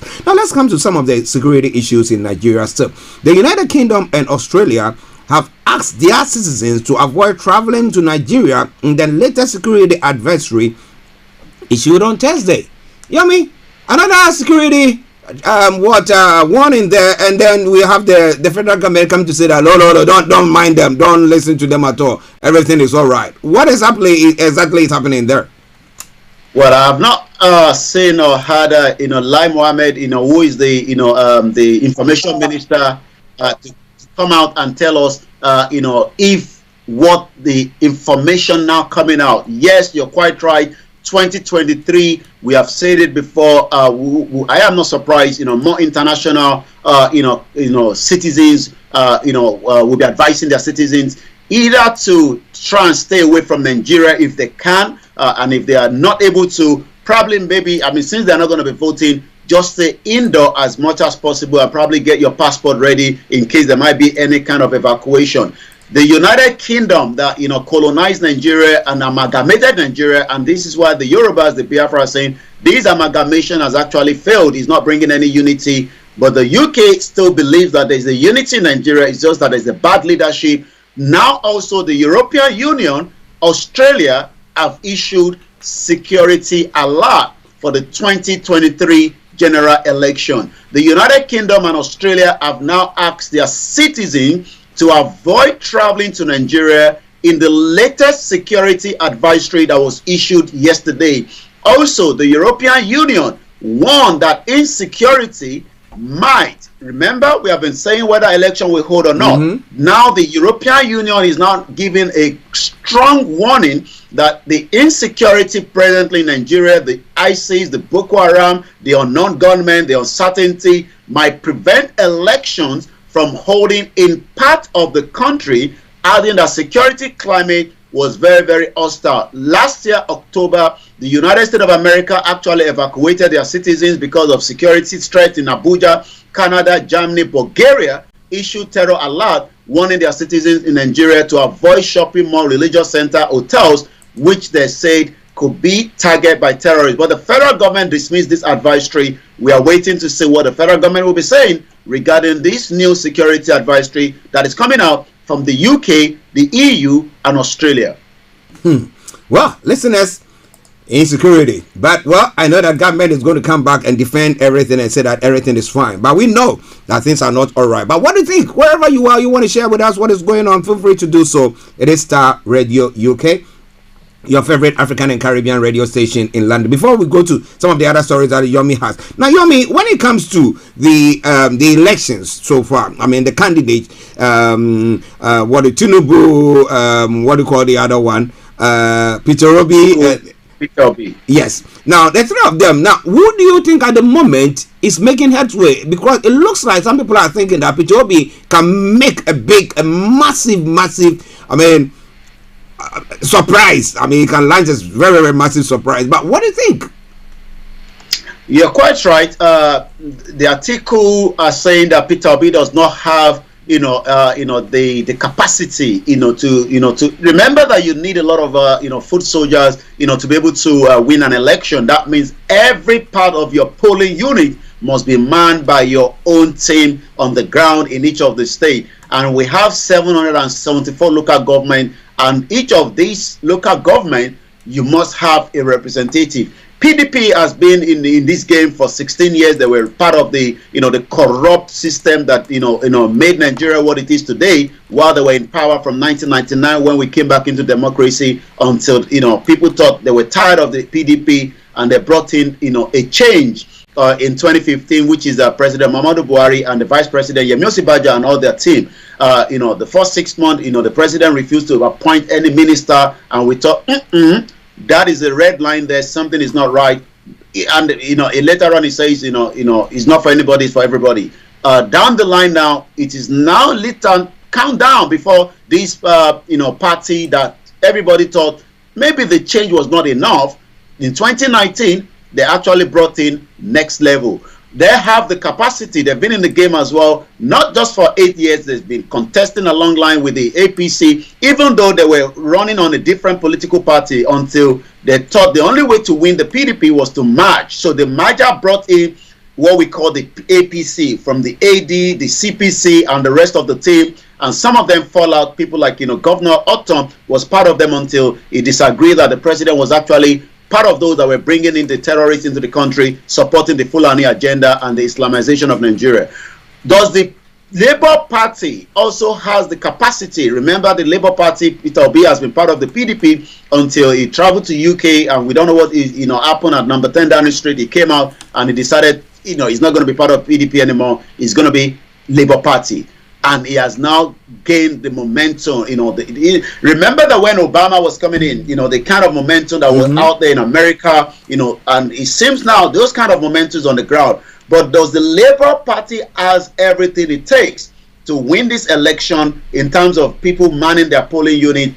All these are questions that will be reviewed in the next 30-something days, but subject to if without an election, if there's an election, I believe that Peter Obi will win, straight on. But since we have been saying that an election in Nigeria is not going to work, since there has now been division of disunity, the agitation is not yet over, and as you can see now, the European Union, the Americans have not issued any security advisory yet, but we will be monitoring that. Maybe over the weekend they might pick up on it, and on Monday I'll be here to discuss that. But Peter Obi, from what I've been looking at, has the gain ahead, because it seems now that the Nigerians are tired of, people have been saying that even the APC have the audacity to campaign when there's no fuel, there's no electricity, people are hungry, there's no food in the land, and yet Atiku was stoned. I saw the video while he was campaigning somewhere in Abeokuta, and there was a lot of movement on his convoy. Remember, they moved with a lot of security, but people were actually stoning that vehicle. So are we going to see more stoning of the politicians? We will see as the campaign still continue before the election itself.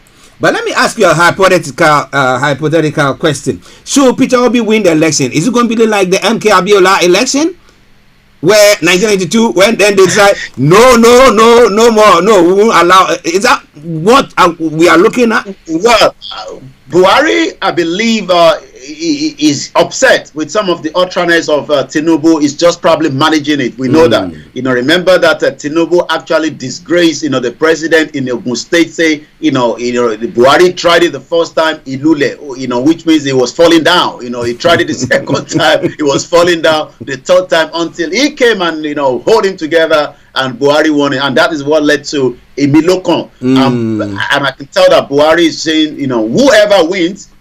So that means that Buhari has given the green light that he has completed his term, and the election will be peaceful, will be without any interruption. Remember that this is not the military dictator then, but nothing can still be riding away. But should Peter Obi wins, what would be the changes is a question. If it will be the same as we have it when MK Abiola won, and the rest is history. He was a president that never be. And even the son is still saying that he's going to make sure that whoever wants to break Nigeria, when he becomes the president, I'm not sure he's going to get there anyway, but we do know these are proxies that are used by either APC or PDP just to, destabilize a part of, the campaign. But I'm not seeing Kola Abiola, winning anything in his local government, but he has actually said when he becomes the president, he will deal with those that wants to bring Nigeria down, even though it was Nigeria that actually killed his father. Well, listeners, interesting stories there from Starr Radio UK. 11:34 the time. Mr. Olayomi Kweke in our North London studios. I'm Archie here in the South studios, and Yomi is going to bring us the rest of the stories making the rounds. Over to you, Yomi. Yeah, let's start with a very a situation that happened somewhere again in Nigeria. Quite a lot of death happened.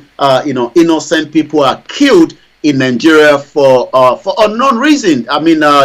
You tend to ask yourself all the time, why the killings of the youth? And I can confirm that there was a death that happened to one Nigerian somewhere again in Lagos State, precisely in Ojuelegba, when he was stopped by the police for riding his tricycle known as Keke Napel.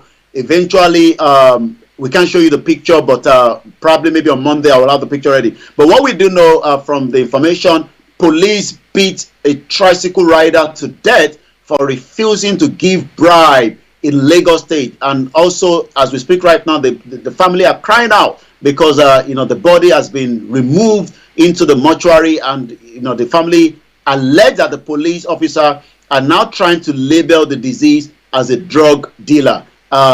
Again, these are part of the atrocity that occurred. Let's remind ourselves that this young boy was not participating in any kind of protest or rally in Lagos, as we saw in Ojota when the police actually killed innocent Yorubas during the rally. Let's take you back to December 25th when a woman with a twins 7 months was killed in Ajah by the Lagos State Police as well. The police officer is actually denying that as the court case continues. Let's remind ourselves as well that Bamishe was killed in Lagos State. Jumoke Oyeleke was killed in 2021. The question is, how many more Nigerians has to be killed before the system literally look into the Lagos state, the other states that continue to commit crime. I was literally, I think about 2 weeks ago, just after almost 2 years, in Agodi prison, I've just released some of the protesters during the NSAS. And all these are questions that continue in Nigeria on a daily basis. So we're again asking the Lagos State Governor, Babajide Sanwo-Olu, to look into this matter as quickly as possible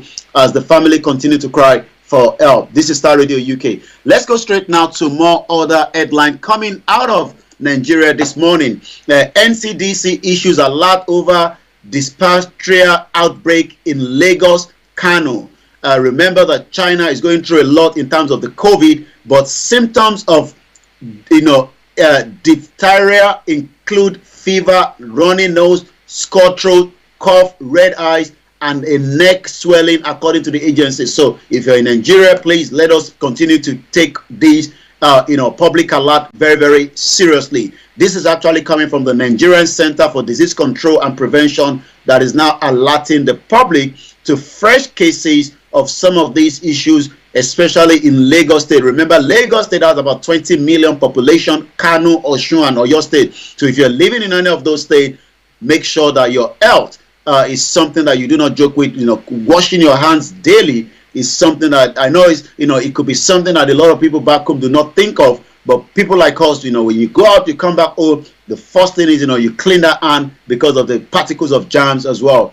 EU business collaborate on growing Nigerians' human capacity. Both the European Union and the Euro-Charm Nigeria are playing leading roles in the Nigerian Jubilee Fellowship Program. As we do know, quite a lot of different events happens around Nigeria. But as election is coming, I'm not sure, as EU is giving warning, some of these events might be probably put on hold.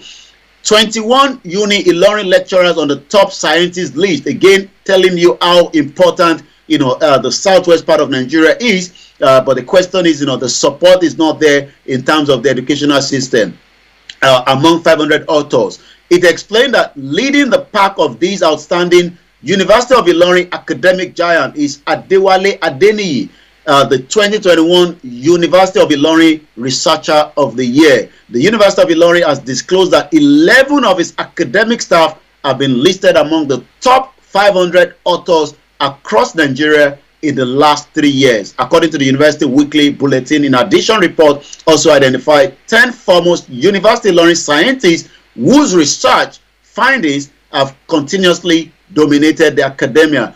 Southwest is full of education, but as we do know, 8-month strike, a lot of people continue to stay at home until it was pulled off as well. Medical brains leaving Nigeria. We have been saying that a lot. The headline says medical brains leaving Nigeria are not country's best, according to the association. The Pediatric Association of Nigeria on Wednesday dismissed widespread belief that the best brains among the healthcare professions had left Nigeria to seek greener pasture abroad. The president, Dr. Olufemi Ogunride, made the dismissal in Akure in the southwest as a news conference at the 54th annual general meeting and scientific conference of the association. I want to salute the health workers that are staying behind in the midst of what is not giving them joy, but they're still staying behind, offering services. I want to say that it is not the best brains that are leaving, but we do know some are leaving and some are staying behind. Let me take it straight to the social media, then I'm going to come back. We review everything in one go, but it is the Friday edition. It is Star Radio UK. It is the finest African and Caribbean radio station in London, the 20th of January 2023. And as we do know, quite a lot is trending in Nigeria this morning. Ojota is trending again. We do know Ojota was trending, some few weeks ago when the Yoruba were present there. Not sure why it's trending, because I'm not aware that, we are out in Ojota this morning, but it could just be maybe some other event going on right there. I could see, massive of people, coming out in Plateau State under that Ojota. But let me come back to you in the studio, and then we'll probably look more into what is happening on the social media before the end of the program this morning. Once again, it is Star Radio UK, your finest African and Caribbean radio station in London, Mr. Archie. Yes, listeners, Mr. Olayomi Koike bringing you updates from Nigeria. But let's move on straight to that brain drain thing where they're talking about health experts who have left and they are talking about the best brains. But whether it's the best brains or not, people are not. I mean, because if you are an expert, I'm an expert, and we are all together and we are serving the community, then we are able to serve the community. But if it's only if I go and you are better than me and you remain there, you are not able to actually see to the whole job that the two of us are supposed to do. It will be wearing you down. So why are they giving that excuse that, well, the best brains are not the ones who have left the country? Well, I mean, you can only encourage those that are still behind so that they're not going as well. That's a good one. That's a really good one there. But you have to keep the rest that is still there, because I'm sure they're probably still taking some of their exams until they find their way to Canada or Cuba or America if they can get to UK, as the UK continue to need more of these individuals to come and support the dying NHS that is also going into crisis. And I was, like I said, I was looking at a tweet some few weeks ago, and the individual was saying that as more Africans are trying to come in, those that are here are also trying to get to Saudi Arabia and other countries that are paying more as a teacher and as a medical line as well. Yeah, it's true. It's true. We have lots of people who are trying to also get out. More coming, more going out. Okay, Sultan of Sokoto has declared preferred presidential candidate. This is just information coming through. And how let me just bring you that and we'll just talk about that briefly, then we'll go to the social media. The report that the Sultan of Sokoto, Mohammed Saad Abubakar, endorsed a particular presidential candidate ahead of the poll has been debunked, though. Now, a statement from the Sultan media team described the claim as an irresponsible comment that cannot emanate from the Muslim leader. The Sultan also reiterated that he will not be allowed to be dragged into politics, while sending caution to those that spread fake news about him. Now, the question is, who did they say the Sultan has endorsed? Well, Sultan of Sokoto is a very powerful individual in Nigeria of today. The Sultan of Sokoto is the ruler of the Sokoto Caliphate, a Sunni Muslim community in Nigeria. The position may also be referred to as Sokoto Caliphate, or the commander of the faithful, Amir Mumini in Arabic, or Lamido Jubril in Fulani. The current order, as we do know. And yes, you're quite right. These are individuals that will probably not get involved in politics. But I do know that, some few hours back before this update, Sultan was only telling Nigerians, that Sultan tells, if anybody says Sultan tells any Nigeria who to vote, definitely that is a complete lie. And that is exactly what the headline was saying. Alhaji Saad Abubakar told the Sultan of Sokoto and the President General of the Supreme Council for Islamic Affairs, would never come out to tell anybody to vote, in public, maybe behind closed door. But we do know, like you said, that has actually been debunked. But it seems maybe the media probably picked up, what they wanted to say. The Sultan said the general election we're approaching, Nigerians need to use their vote wisely. Nigerians need to think and rethink of who they are casting their vote to. So who among these, is it Tinubu, is it Atiku, is it Peter Obi, or is it those that says maybe we should just review this union? But again, like you said, the press statement coming out has actually debunked Sultan of Sokoto endorsing anybody. All right then, listeners, Starr Radio UK 11:45. So let's go to what's happening on the social media platform. And then, are there any events for the Yoruba Nation group over the weekend? So let's go to Yomi. Well, as we speak right now, they are in Osun State in Ile-Ife, where there is an ongoing event, regarding this 90 days fasting that was put together by Yonkan. Yonkan is the Yoruba Christian association, and they've been fasting since October last year. And yes, there's a lot of feed coming out on our sister broadcast as we speak to you right now.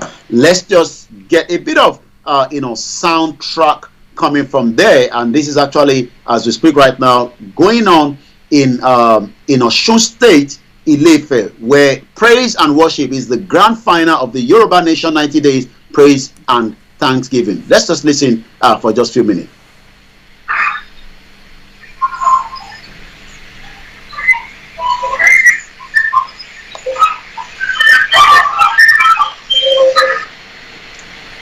Bear with me. Let's get a better feed from the other transmission, because we have live transmission going on there. Yeah, and this is.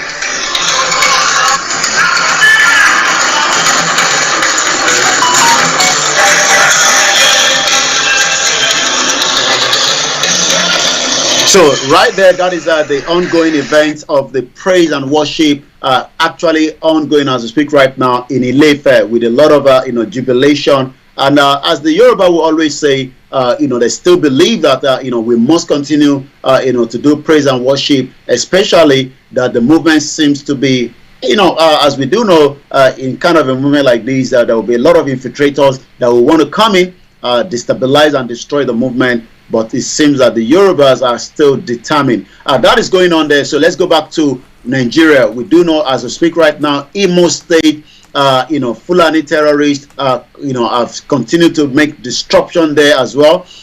More videos of Peter Obi campaign going on as well. As we speak this morning, a lot of people, I mean, this woman is actually praying, maybe asking God to save Nigeria is part of the video that right there. African Confidential, let's see what it says. The United Nations, the African Union, the ECOWAS, and their cohort who couldn't condemn the open, lawless, and the human rights violations by the Nigerian government on its own citizens are now speaking up and calling for a peaceful election in Nigeria. This alone will make you rethink about Nigeria if you get sense. This is coming from Africa_Confidential some few hours ago on Twitter.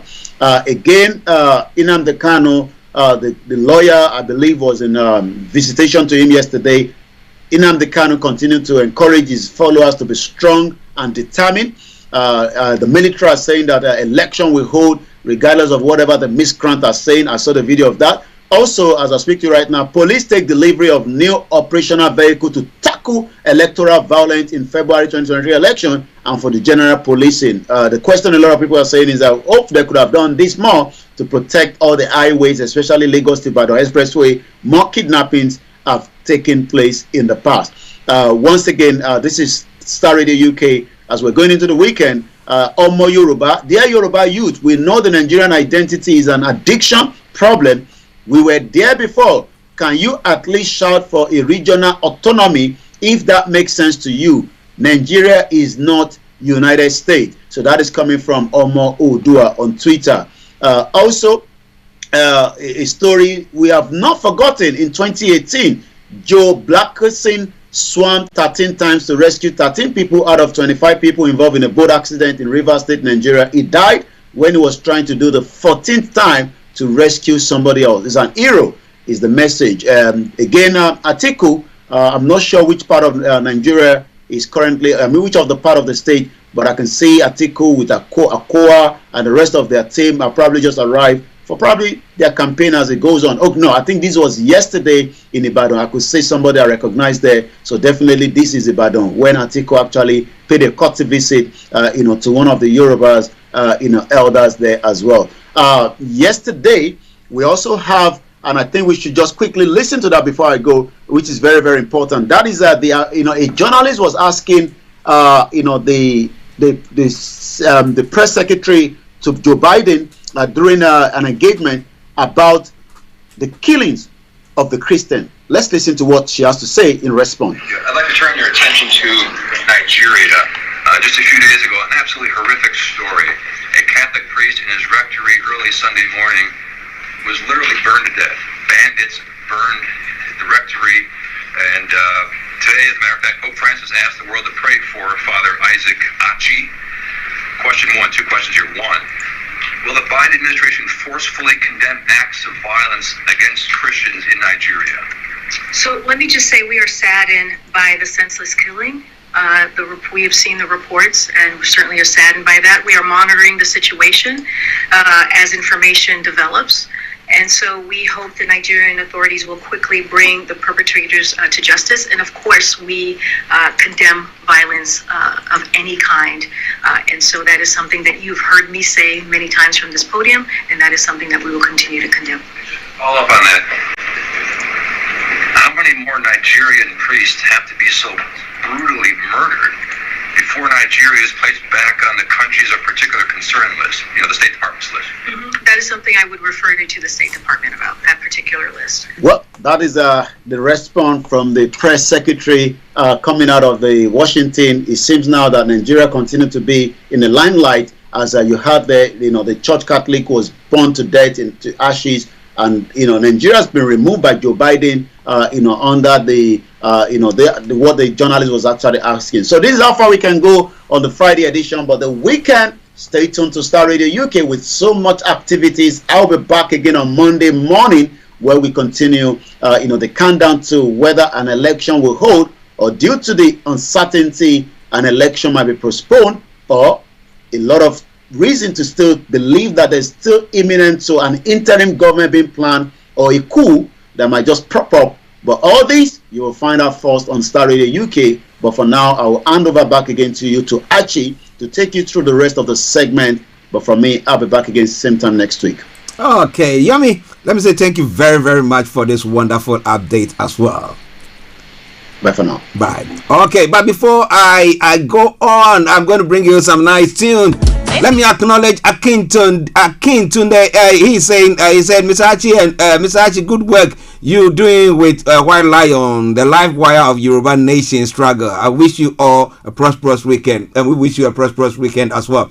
But let me bring you this up from Jeanette. Yes, today I've lined it up, so those of you who want to watch the video of it, yes, it should pop up in the next few moments, and you should enjoy that as well. So coming away from Star Radio UK, enjoy it. I said I will let Yomi translate that song to me for me in the next few moments, but stay tuned.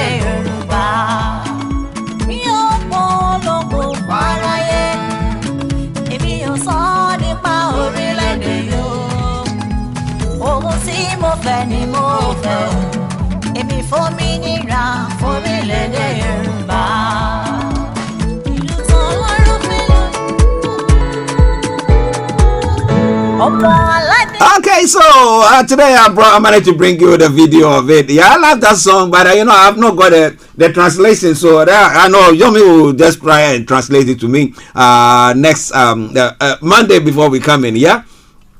But I like singing it. But you sing a song, you like the tune, you like how it goes, but you don't really understand it. But because I know the cause that is standing for, that's why I still stand for that. So it is Star Radio UK, your favorite African and Caribbean radio station in London. We're going to take a commercial break, and once we come back, I'll bring you the story that is making the rounds in other parts of the world, and I'll be announcing the lines open as well.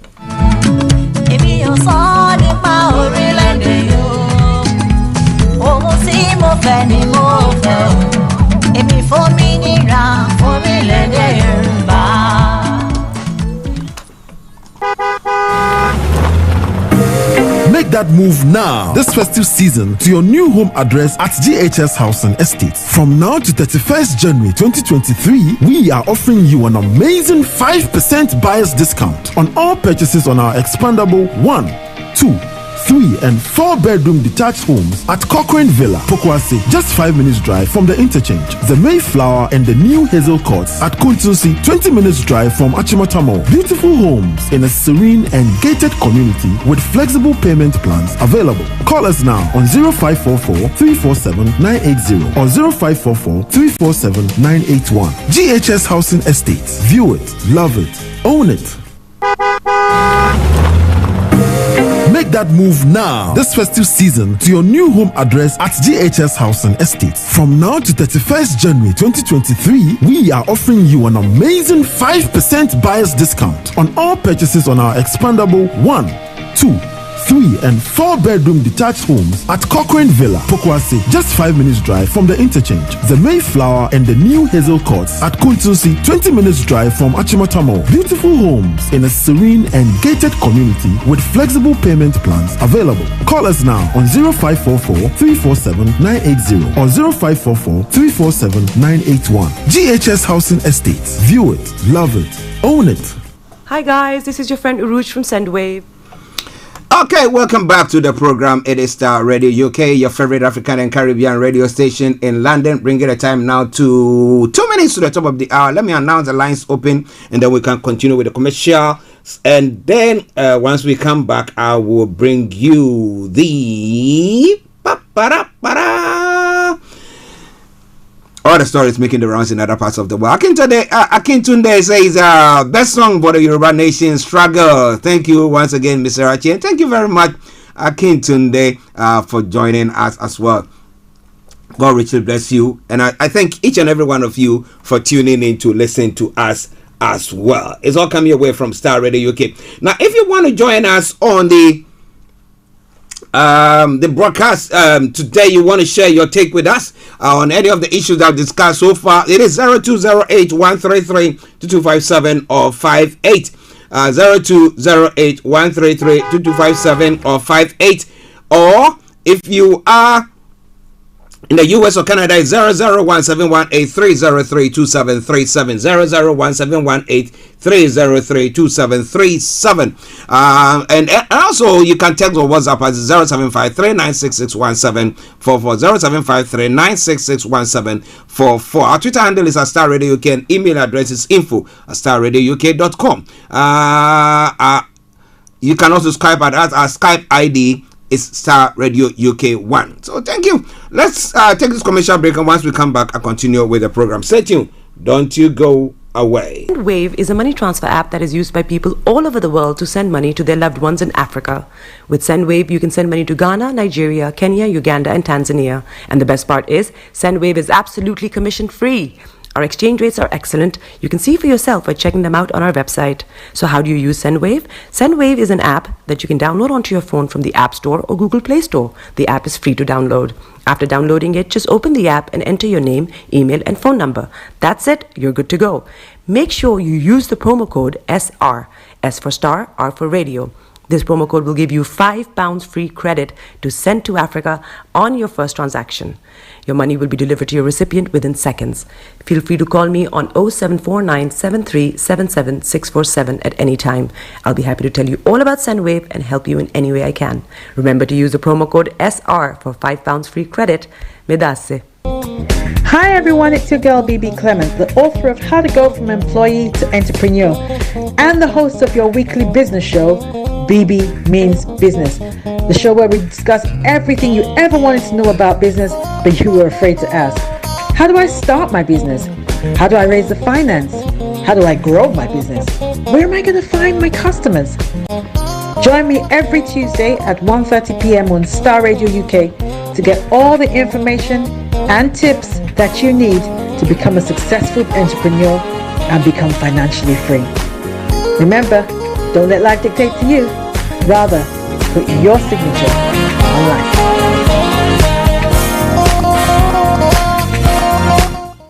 Tune in to On Point here on Starr Radio UK with Empress Regina every Monday at 5 p.m. GMT. Looking forward to your company.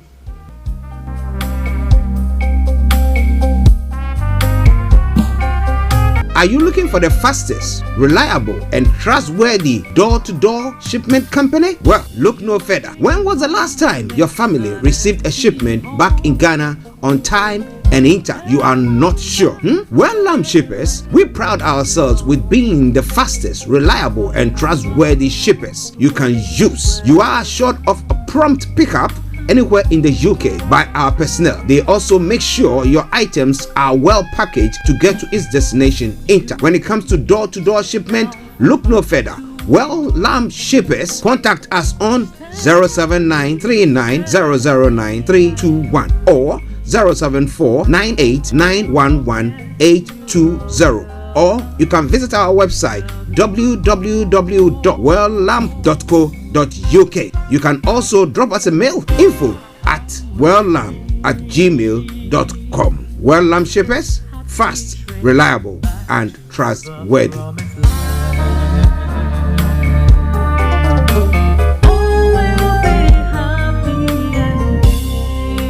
Hi there. Are you dreaming of owning your own house in Ghana? Then you will need a well-documented piece of land that is free from troubles. I highly recommend My Africa Property for any size of land that you will need. With My Africa Property, lands are available in Prampram, Sopoli, Tohenia, Ogome, Dodova, Winneba, and many other locations at affordable prices. These locations are about an hour away from the airport, only 35 minutes from the motorway, 10 minutes drive from Central University College, 10 minutes drive to the beach, and close to Prampram Senior High School and Ghana Men's Soccer Center of Excellence. For more details, visit our website www.myafricaproperty.com or call our UK office on 0208 123 2523. For our US and Canada offices, call us on +1 585 184 994145. You can also email us at ghana@myafricaproperty.com. Welcome back to the program. It is Starr Radio UK. It is now 4 minutes past 12. So we've got about another 26 minutes to go through all the other stories making the rounds. But wherever you are, don't leave me alone. Stay with me. Stay with me. All right then. Okay. So now let's look at some of the stories making the rounds in other parts of the African continent. And then we can move on through until we get to the UK where we are. Okay. Yes, so stay tuned and don't you go away. Now, Sudan forces have cracked down on protesters in the capital. It's one of the stories making the round. Protesters are marching against last month's deal between Sudan's coup leaders and the main pro-democracy group established a civilian-led one. So it's going on there as well. And then some other stories there. Mnangagwa receives election report, and what report is that? Is one of the stories making the rounds on the African continent, this time round in Zimbabwe. The Speaker of Zimbabwe's Parliament on Thursday, yes, thank you very much. This man is cooling me, he's warming me up nicely. Yeah, the Speaker of Zimbabwe's Parliament on Thursday handed over a pre-election report to President Emmerson Mnangagwa, as the South African country counts down months before its general election. Now, it is constitutional tradition in Zimbabwe for the president to receive a briefing from Parliament ahead of an election. On Friday, Mnangagwa is expected to hand over the report to the Electoral Commission to study and consider the issues raised by Parliament. The commission has yet to announce the exact date for the vote, but it has revealed that it will be held in either July or August. The main political parties for the 2023 election remain the ruling ZANU-PF and the Citizen Coalition for the Change of Opposition leader Nelson Chamisa. In 2018 presidential election, President Emmerson Mnangagwa won 50.8% of the votes.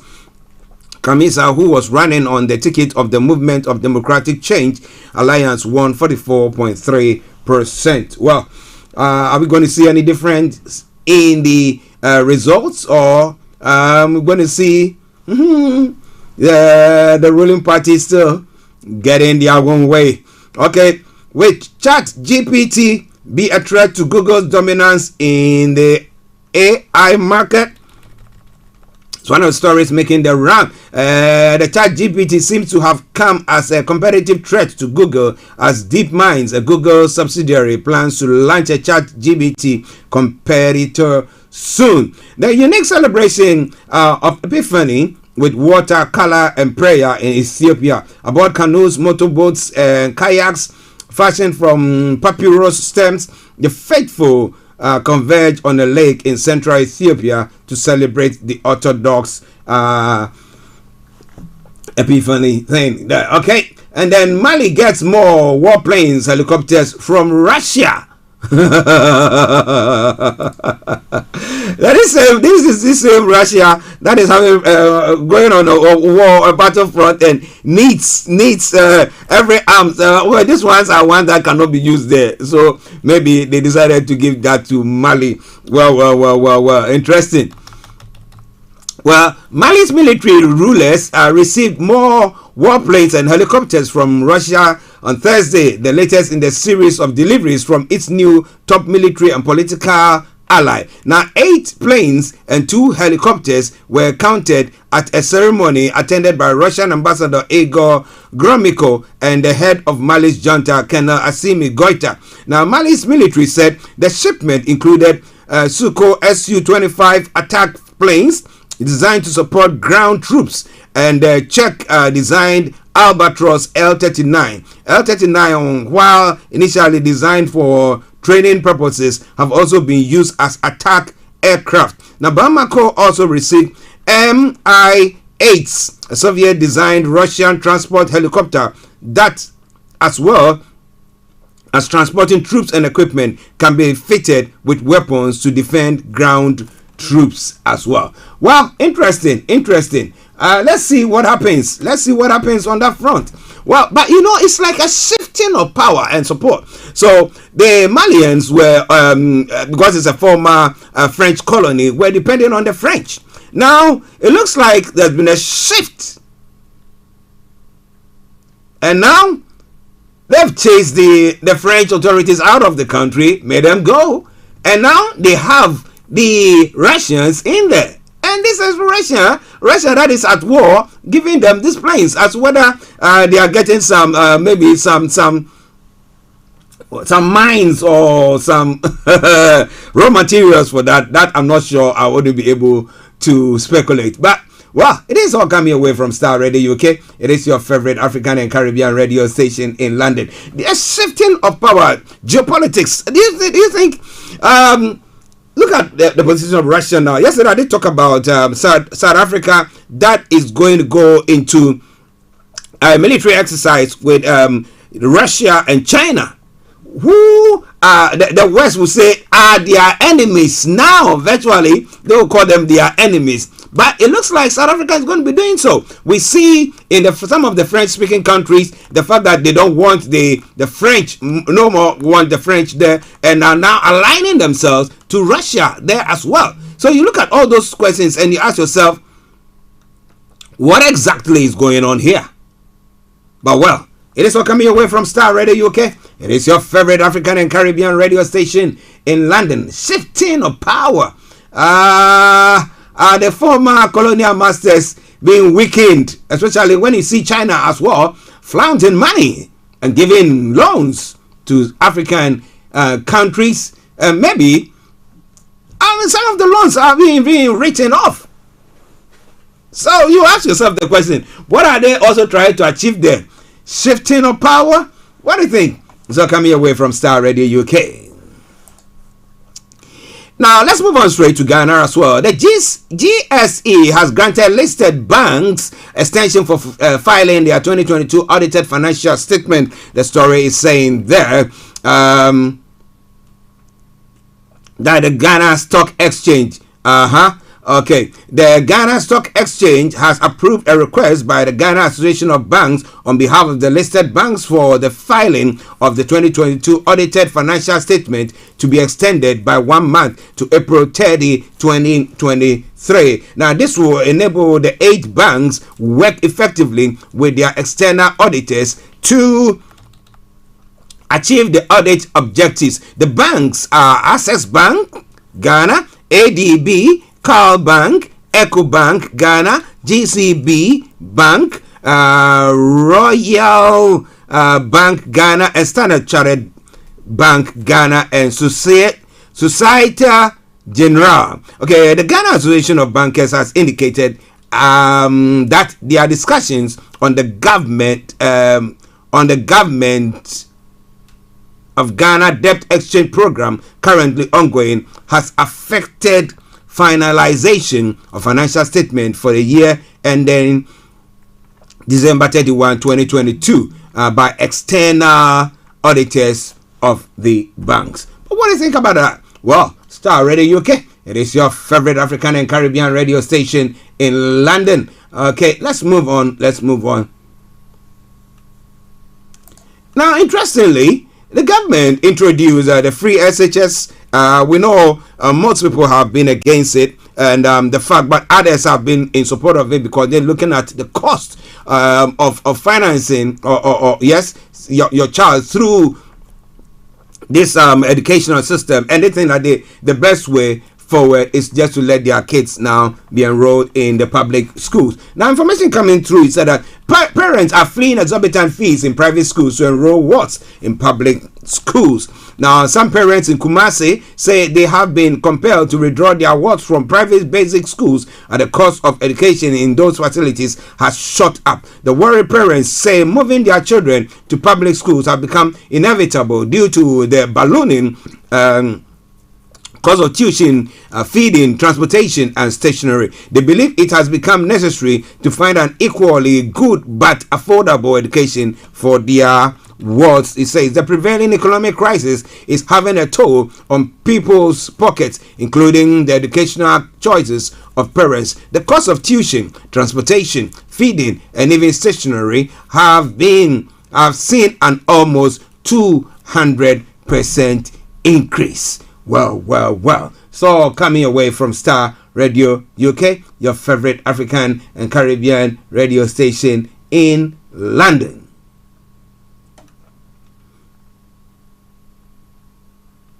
Now, let's move on to some other stories. One other story in Ghana, and then I bring you to what is happening here. And this I'm pertaining to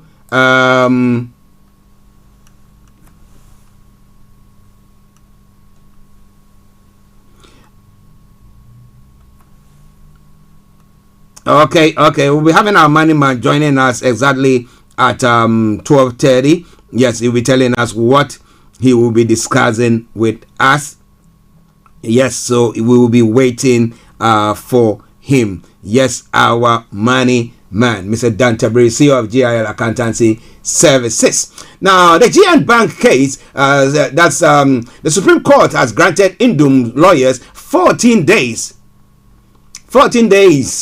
leave to file documents. That's what the story said. The Supreme Court has granted leave to Dr. Papakwesi Indum, the founder of Group Indum Limited, who is challenging a decision of the Court of Appeal to file his statement of case out of time. Dr. Indum, a businessman who also doubles as the founder of the Progressive People's Party, is mounting a challenge against the Court of Appeal ruling last year that the revocation of GN Bank's license by the Bank of Ghana can only be dealt with at arbitration. But however, the court has allowed him, the Supreme Court has allowed him to file his case within 14 days. It is all coming away from Starr Radio UK. It is your favorite African and Caribbean radio station in London. Well, I have a picture here saying Dr. Indum or grade. When I say grade, you got it? Yes. It's all coming away from Starr Radio UK. Now let's look at some other stories, and then I will bring the updates from Ghana to a close. Now, we're not against prophecies, but how they communicated, that is what the IGP, the Inspector General of Police in Ghana, is saying. The Inspector General of Police, Dr. George Ekufu Dampare, has said that the Ghana Police is not against prophecies made in the country, but the manner in which they are being communicated can cause fear and panic. He said this in a response to a public interest question by members of the Public Accounts Committee on whether the police have banned prophecies in the country. Well, Dr. George Ekufu Dampare reiterated that prophecies are not proscribed in the country. However, men of God must be careful of the kind of pronouncements made on the altar under the guise of prophecies. We don't know what language God speaks and who interprets it for who. But the point is that if God speaks to you, you go out there, ask the same God to give guidance as to how it should be communicated, and that will not affect the lives of individuals in the manner that will put them in fear, the IGP stated. Ahead of the last year's 31st Watch Night service across the country, police in a statement drew the attention of the religious community to the law regarding the communication of prophecies and urged compliance with the law to ensure continuous security and law and order in the country. This is all Starr Radio UK. It is your favorite African and Caribbean radio station in London. Now let's move on to other parts of the world. But whilst doing so, now this morning we're going to be once we have Mr. Tabiri, CEO of GL Accountancy Services on, we'll be looking at tax return season. And so matters pertaining to self-assessment. Have you filed your self-assessment yet? Well, I think it's end of this month. Well, so, and we know that that of companies too will be next month, right? So, whatever it is, you have any questions pertaining to that, you're in the UK, you've not been able to file your tax, you're having problems with it, and everything, please keep your dials logged on Starr Radio UK, because we'll be having Mr. Dan Tabiri, and I am answering all the questions that you need answered. All right then. So it's Starr Radio UK. Now let me move on straight to some other stories making the rounds in other parts of the world, so we can move on and meet Mr. Dan Tabiri, CEO of GL Accountancy Services. Well, Germany is under growing pressure to give Ukraine tanks. It's one of the stories. German Chancellor Olaf Scholz is facing mounting pressure to export its highly regarded Leopard 2 tanks to Ukraine. Now, crunch talks are taking place between more than 50 countries in Germany, Ramstein Air Base, about coordinating efforts to increase weapon supplies. The meetings host U.S. Secretary of Defense Lloyd Austin has urged allies to support Ukraine as it faces a decisive moment in the conflict. The Polish Prime Minister has said he is moderately pessimistic about getting Berlin blessing for the tanks to be provided. Okay, now Ukraine's President Volodymyr Zelensky has repeatedly taken aim at Germany's perceived hesitancy, saying he is still waiting for a decision from one European capital. Meanwhile, Russia has warned Western countries that providing tanks to Ukraine will mark an extremely dangerous escalation in the conflict. So we are beating them. Just allow us to beat them. Don't give them any help. Is that what he is trying to say? Well, would the West be strong enough to say that, well, the call is bluff and give it to them and let's see what happens? Well, the UK has given some thanks to them. What has happened pertaining to that is all coming your way from Starr Radio UK. It is your favorite African and Caribbean radio station in London. All right then, still in the world front. Well, there is an uproar in Serbia as Wagner mercenaries are recruiting for Russia. What are they recruiting? Interesting. A Russian news video claiming to show Serbian volunteers training to fight alongside Russian troops in Ukraine has prompted outrage in Serbia, exposing its complex relationship with Moscow. Now, Russia's Wagner mercenary group made the Serbian language video to encourage recruitment for the war. Now, Serbia's President Alexander Vučić reacted angrily on national TV. Why do you from Wagner call anyone from Serbia when you know that it is against our rules, he said. Now, critics frequently accuse Serbia of prioritizing its long-standing friendship with Russia over its ambition to join the EU, but what has emerged in recent days in Belgrade shows that the picture is not so black and white. Now, hinting at least than rosy relation with Moscow, President Vučić said that not only was Serbia neutral regarding the war in Ukraine, but that he had not spoken to Russian President Vladimir Putin many months now. The number of Serbian recruits involved does not appear to a significant. Some did fight alongside Russian forces in Ukraine in 2014, but not with any sort of official endorsement. In fact, Serbian courts convicted more than 24 people for taking part in fighting on foreign battlefronts. Well, on Thursday, a Belgrade-based lawyer and anti-war group filed criminal complaints against the Russian ambassador as well as the head of Serbia's State Security and Information Agency, BIA, for allegedly recruiting Serbians for the Wagner group. Are they? And is it because it's come out that they are trying to do everything possible to debunk that story? But it's all coming your way from Starr Radio UK. Now let's move on straight to some of the other stories making the rounds here in the UK. Yusuf Maki, Starr Boy's family win fight for new inquest. Now, what is the inquest for? A family of a 17-year-old boy who was fatally stabbed have won their fight to have a fresh inquest into his death. Now, Joshua Molnar stabbed Yusuf Maki with a knife during a row in Halebands, Greater Manchester in March 2019. He was cleared of manslaughter and murder. An inquest later ruled out both unlawful killing and accident death and recorded a narrative conclusion. Now, Yusuf's family were last year granted a judicial review which has now quashed the original findings.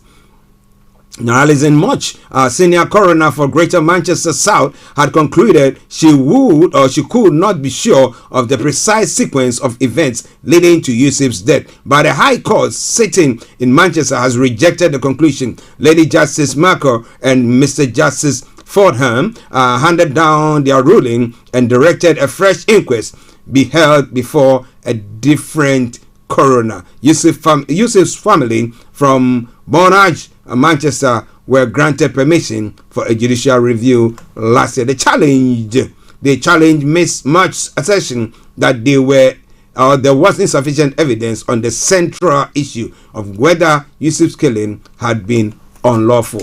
Well, which killing is lawful? You take somebody's life, you say it's lawful?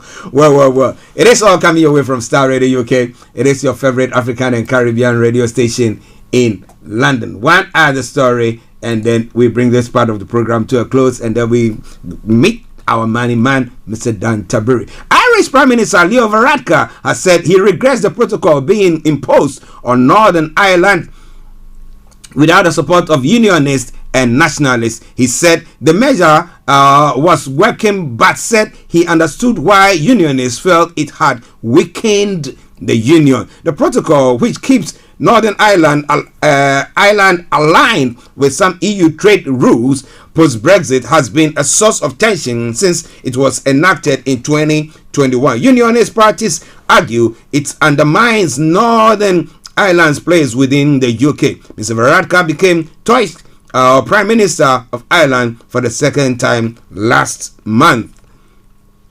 He previously served in the role between 2017 and 2020 and therefore played a part in the Brexit talks that ultimately led to the creation of the protocol. While the protocol has been in place for more than a year, it remains a point of contention with talks continuing between the UK and EU to find a resolution. And that is why I bring the first part of the program to a close whilst we wait for our money man, Mr. Dan Tabiri, to join in the next few moments. But enjoy this tune. Enjoy this tune after this quick commercial break before we have our money man, Mr. Dan Tabiri, joining in. Make that move now, this festive season, to your new home address at GHS Housing Estate. From now to 31st January 2023, we are offering you an amazing 5% buyer's discount on all purchases on our expandable 1, 2, 3 and 4 bedroom detached homes at Cochrane Villa, Pokwase, just 5 minutes drive from the interchange. The Mayflower and the new Hazel Courts at Kuntusi, 20 minutes drive from Achimatamo. Beautiful homes in a serene and gated community with flexible payment plans available. Call us now on 0544 347 980 or 0544 347 981. GHS Housing Estates. View it, love it, own it. Make that move now this festive season to your new home address at GHS Housing Estates. From now to 31st January 2023, we are offering you an amazing 5% buyer's discount on all purchases on our expandable 1, 2, 3 and 4 bedroom detached homes at Cochrane Villa, Pokwase, just 5 minutes drive from the interchange. The Mayflower and the new Hazel Courts at Kuntusi, 20 minutes drive from Achimatamo. Beautiful homes in a serene and gated community with flexible payment plans available. Call us now on 0544 347 980 or 0544 347 981. GHS Housing Estates. View it, love it, own it.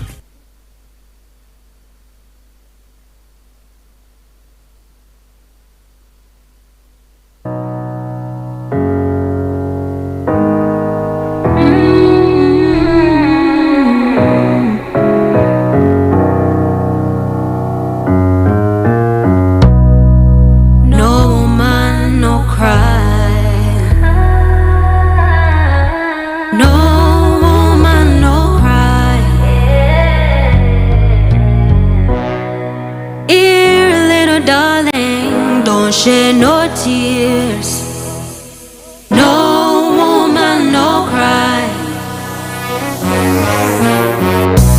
Said I remember when we used to sit in the government. This is Starr Radio UK.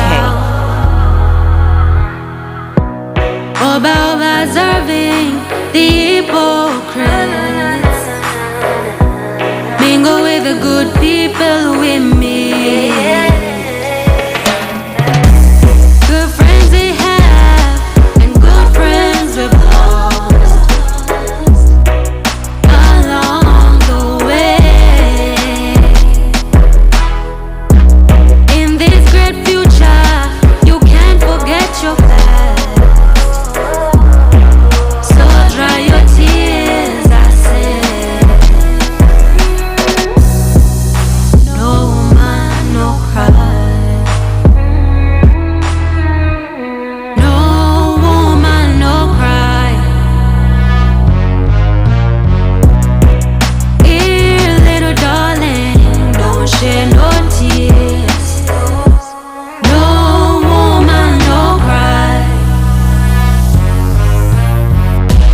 This is Starr Radio UK.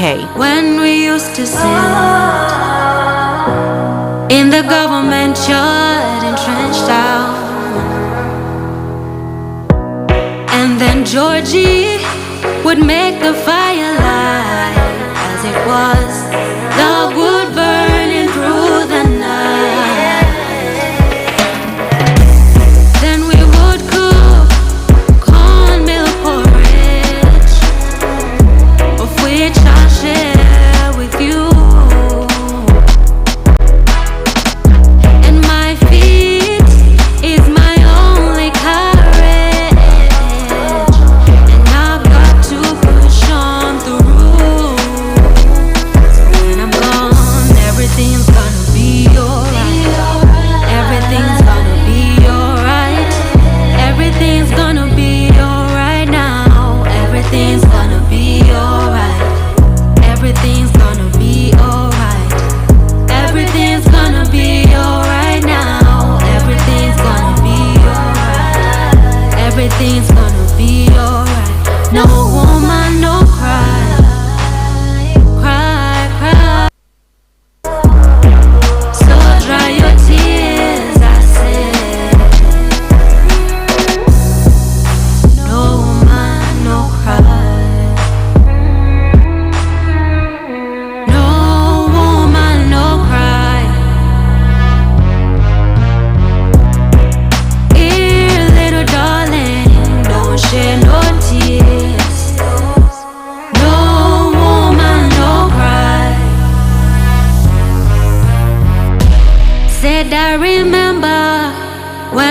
used to sit in the government yard entrenched out. And then Georgie would make the fire light as it was. Love would burning through the night. Then we would cook cornmeal porridge, of which I'll share with you. And my feet is my only carriage, and I've got to push on through. When I'm gone, everything's gonna be alright. Everything's gonna be alright. Everything's gonna be alright now. Everything's gonna be alright. Everything's gonna be alright. Everything's gonna be alright now. Everything's gonna be alright. Everything's gonna be alright. No woman, no cry. Cry, cry. Well, No Woman, No Cry by Ash, a cover version of Bob Marley's tune. And you know what? No, if you don't have Mr. Tabiri, you will be crying. Our money man to throw more light on what you have to do when it comes to your self-assessment, because if the tax man is after you, my goodness. But this afternoon, be rest assured that we're going to be seeing to address that issue for you wherever you might be. So stay tuned, don't you go away, since I've got my own Mr. Tabiri, CEO of GIL Accountancy Services, joining in. And let me say good afternoon to you, Mr. Tabiri. Good afternoon to you, Archie. How are you doing, sir? I'm doing great. Thank you. And how are you? Yeah, I'm doing very well. Thank you very much as well. Yes, I hope the family and everyone is doing well. Yes, everybody's good. We thank God. Great. We thank God for that. Okay.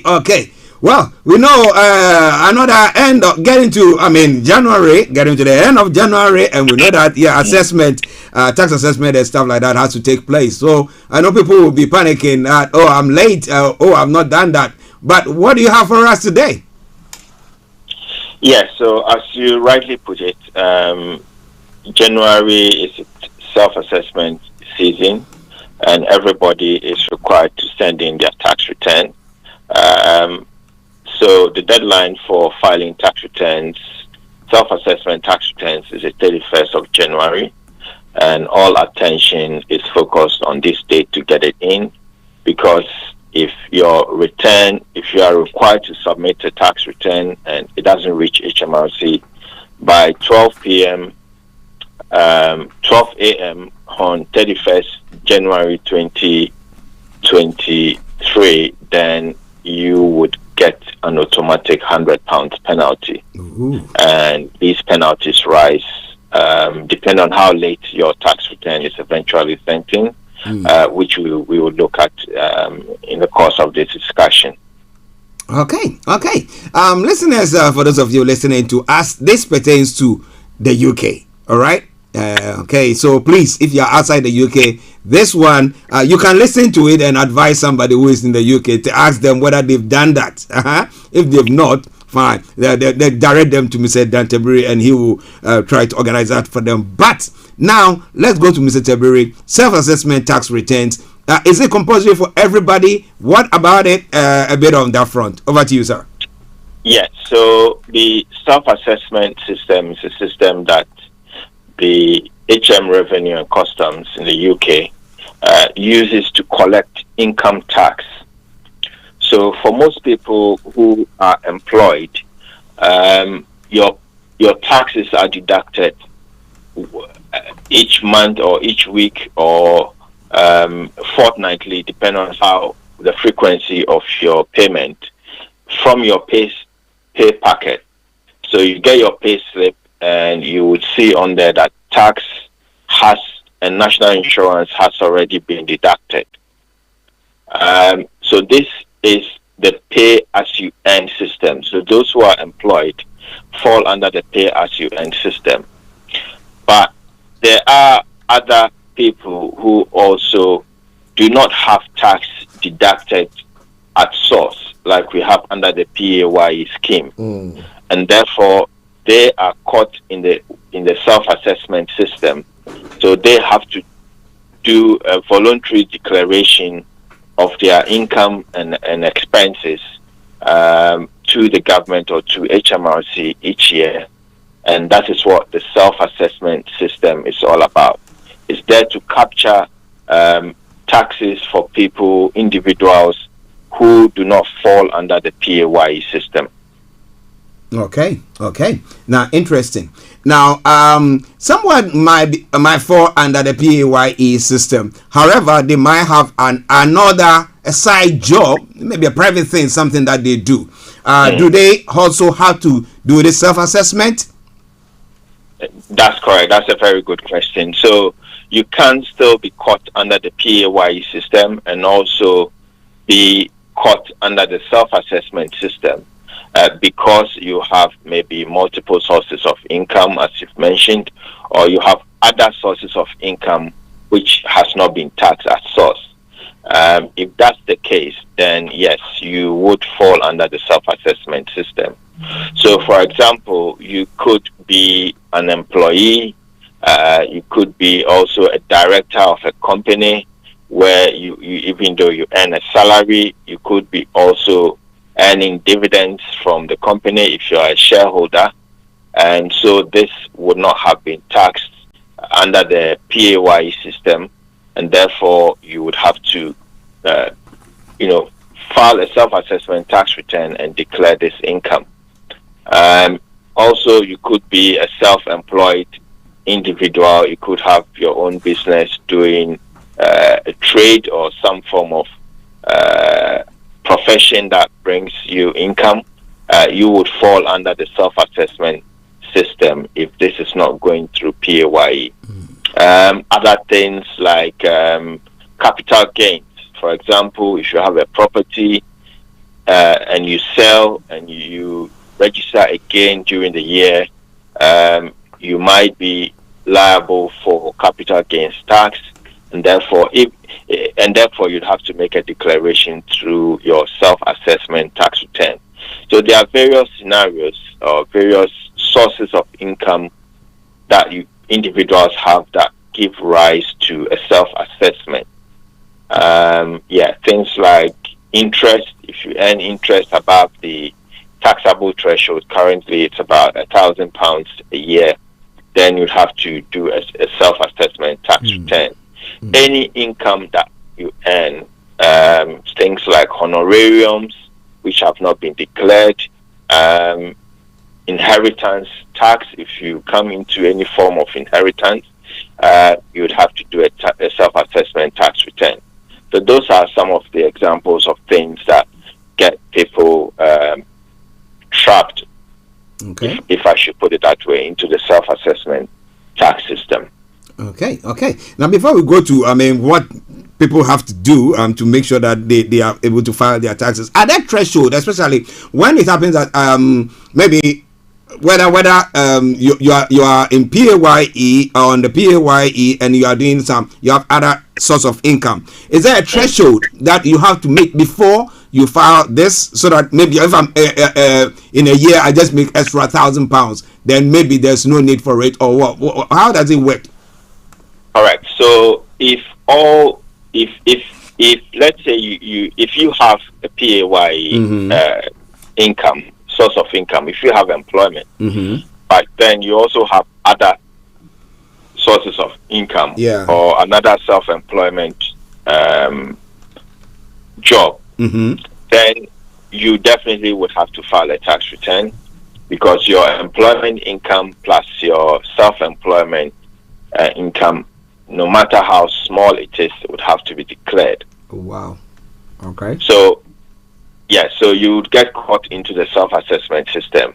If you only have one source of income, and that source of income is a self-employed source. So let's say you have a trade as maybe a plumber or an electrician, and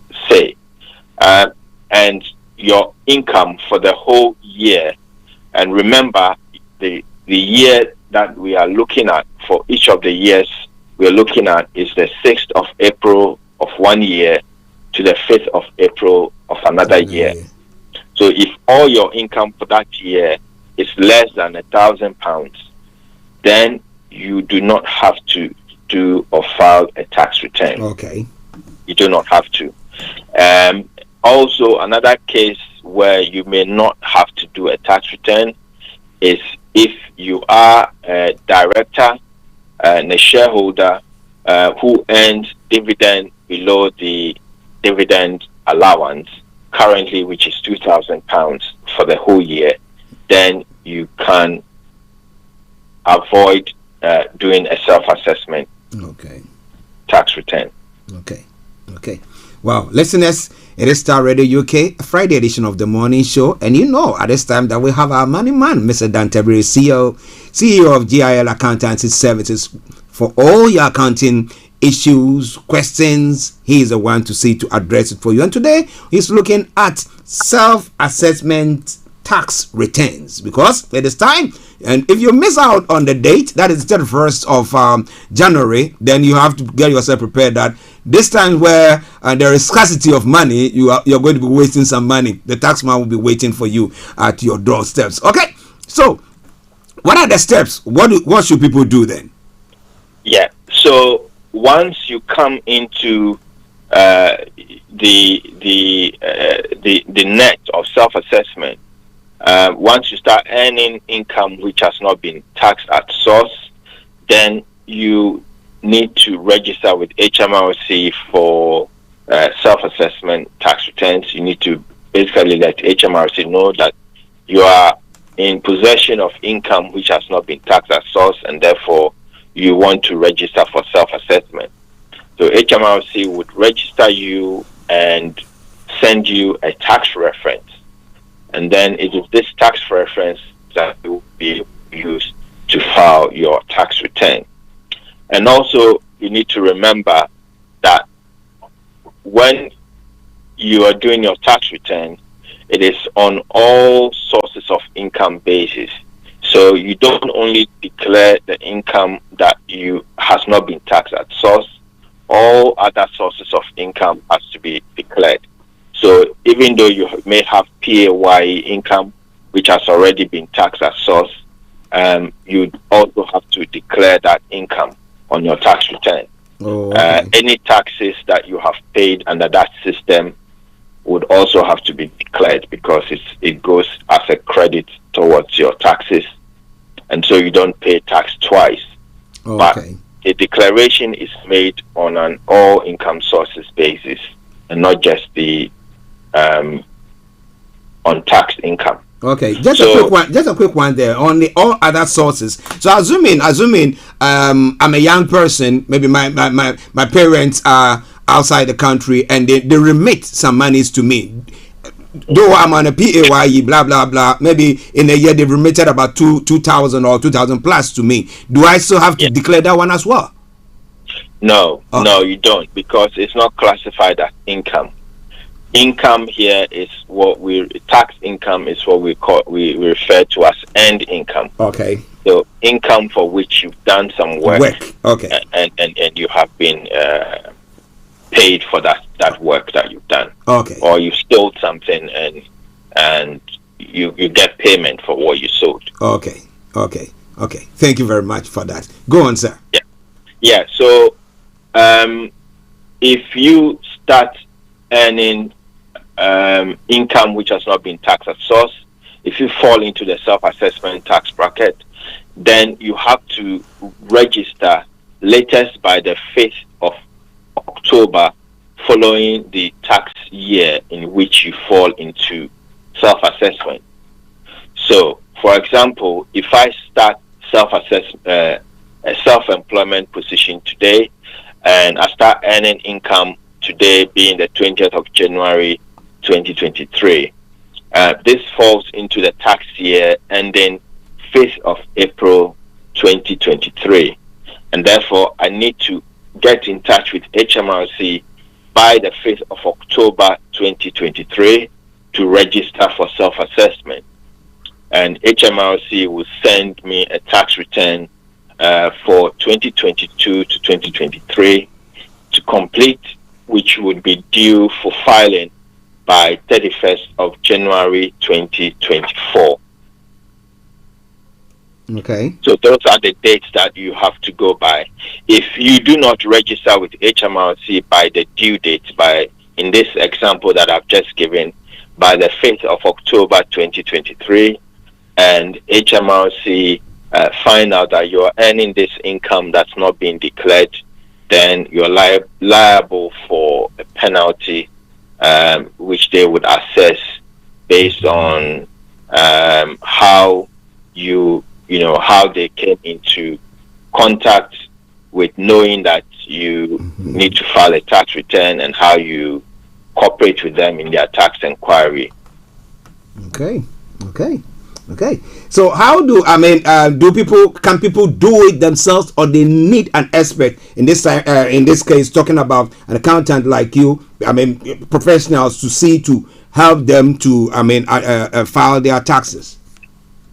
Yeah, so certainly when it comes to registering for self-assessment, it is very easy. You can either pick up the phone and call HMRC to do the registration.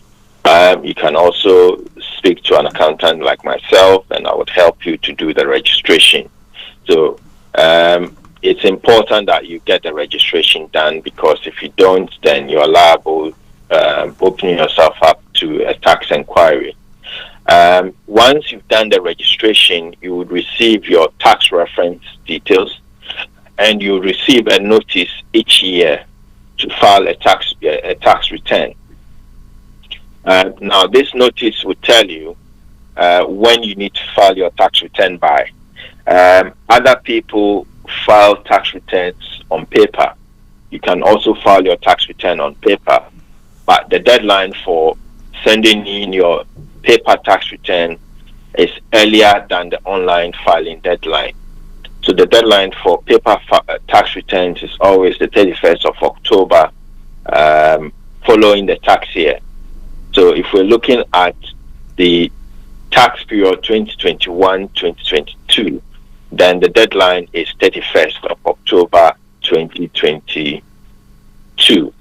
which has already expired. So if you send in a paper tax return today as it stands, HMRC will send you a penalty of £100. Okay. So as you have missed the deadline, you only have available online filing. So your tax return has to go in online by the 31st of December 31st of January 2023. Okay. And let's look at the penalties that come up when you fail to file your tax return. So if you don't file your tax return by the 31st of October, January 2023, you would get a filing penalty of £100 straight away. If after 6 months you have not filed or paid your self-assessment tax return, you are liable for interest on the tax that is due, and you'd also get an additional £100 penalty after 6 months. Sorry, you get an additional £100 fine if your tax return is late after 3 months, and then if it's 6 months late, you'd get an additional £100 penalty. And then from 6 months onwards, the penalties start increasing and becomes £10 per day until you file your penalty, up to a maximum of £1,200 for the year. So for each year, the maximum penalty that you can receive is capped at £1,200, but it depends on how late you file your tax return. Okay. Now, just in case someone was late in registering to file their tax returns. Call it in October, and we are now in January, where the online returns has to go as well. Now, how do such people deal with this situation? What do they have to do here? Yeah, so if you haven't registered already, HMRC have not gotten to you yet, then I would say do your registration as soon as possible. Because even though you are late with the registration, if you go to HMRC first, then you are not likely to be penalized for late registration. And what HMRC would do is that because they haven't issued you with a notice to file a tax return, they cannot charge you a penalty for non-filing. But what they will do is they would give you 3 months from when they issue you your tax reference number and the notice. You've got 3 months to submit your tax return. So you would have a new deadline to submit your return. Okay. Well, listeners, yeah, that's quite explanatory to you or to me as well. I'm learning a lot every time we have the Money Man on. So now, if you have any other questions, I want you to send them in, and Mr. Tabiri is going to continue to, throw more light on what is left, and then he'll be putting his contact details across as well, so that wherever you are, you will not fall foul to this failing to file your tax returns and then ending up paying a fine. You don't want that. You don't want that at all. You just want to be in the good books of the HMRC, don't you? All right then. So, Mr. Tabiri, over to you. Yes, so that is the penalties relating to filing, and also if you have a tax penalty, unless you have a reasonable excuse, and HMRC does not defines reasonable excuse as an excuse or a situation that prevents you from filing your tax return. In extreme cases, they do not define what exactly the reasonable excuse is, because the judgment is under their discretion. So if you have lost a close relative close to the deadline, that could be a reasonable excuse. If you are seriously ill, that could be a reasonable excuse. And if you are able to provide evidence to support this, then at the discretion of HMRC inspector, he or she may be able to waive the penalty. So it's only in very extreme cases or situations that you can have your penalty removed. I very much remember in the pandemic era, a lot of people had penalties and removed or had deadlines extended because of COVID, where a lot of people were suffering or had issues with COVID, and therefore they could not file their tax returns on time. So in those scenarios, HMRC was quite flexible and relaxed about penalties, and allowed people to file their tax returns late without levying them with penalties. Another thing that I want to bring across is that the tax return that has to be filed for 2021-22, a number of people also received the self-employment grants, which was given out to people during the pandemic. So there was a fourth and a fifth grant which was paid out. Some people received just 3 grants and did not receive the fourth, because by the fourth they had fully resumed working and did not claim the grants.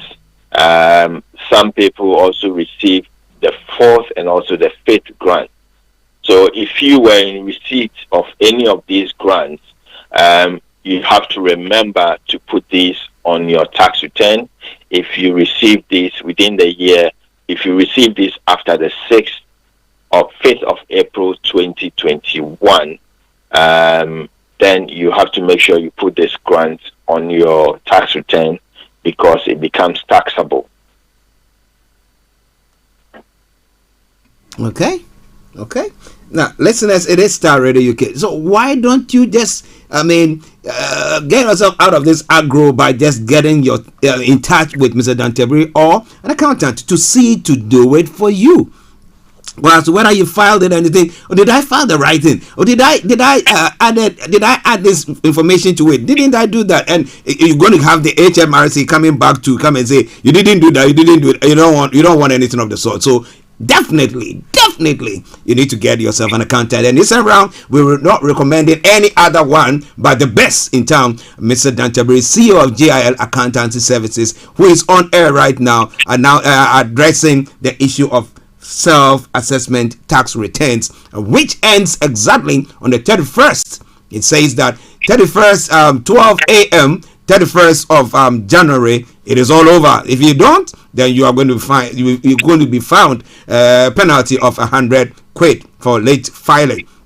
All right, Mr. Tabiri. So run up the discussions if there are any other things that you want to put across, and then you put your contact details across as well, so that those who are listening in can also get the help they need from you, sir. Over to you. Yes. So as we should remember that as well as filing your return on time, if you have any tax liabilities to pay, you also have to pay by the same deadline, the 31st of January 2023. If there is no penalty for non-payment of your tax on time, however, there will be interest charged on the amounts depending on how late you are paying back this tax. So interest will be added onto your tax bill for you to pay if you do not pay on time. So take note, and if you fall under the payment on account system, some people have to pay tax twice in the year, have to pay 31st of July, January 2023, and also have to pay 31st of July 2023. So just make sure that you keep track of when your payments are due and make the right payment. As always, if you need assistance with your taxes, I'm here to help, and I'm happy to take your call on 07961248834. If you give me a call, we can have a discussion in regards to how I'll be able to assist you with your tax assessment, filing, and compliance requirements for this year. Okay, Mr. Tabiri, once again, let me say thank you very, very much. And I hope listeners, those of you who have listened in this morning or this afternoon, you will take a leaf from his book so that you don't fall foul to the HMRC's tax returns. And then your money is not taken away. Okay then. So Mr. Tabiri, let me say thank you once again for a very wonderful presentation. Thank you very much, Archie, and a pleasure coming your way again this Friday afternoon. Keep your dial on Starr Radio UK. Thank you. Have a lovely afternoon, and we'll catch up later. Thank you. All right then.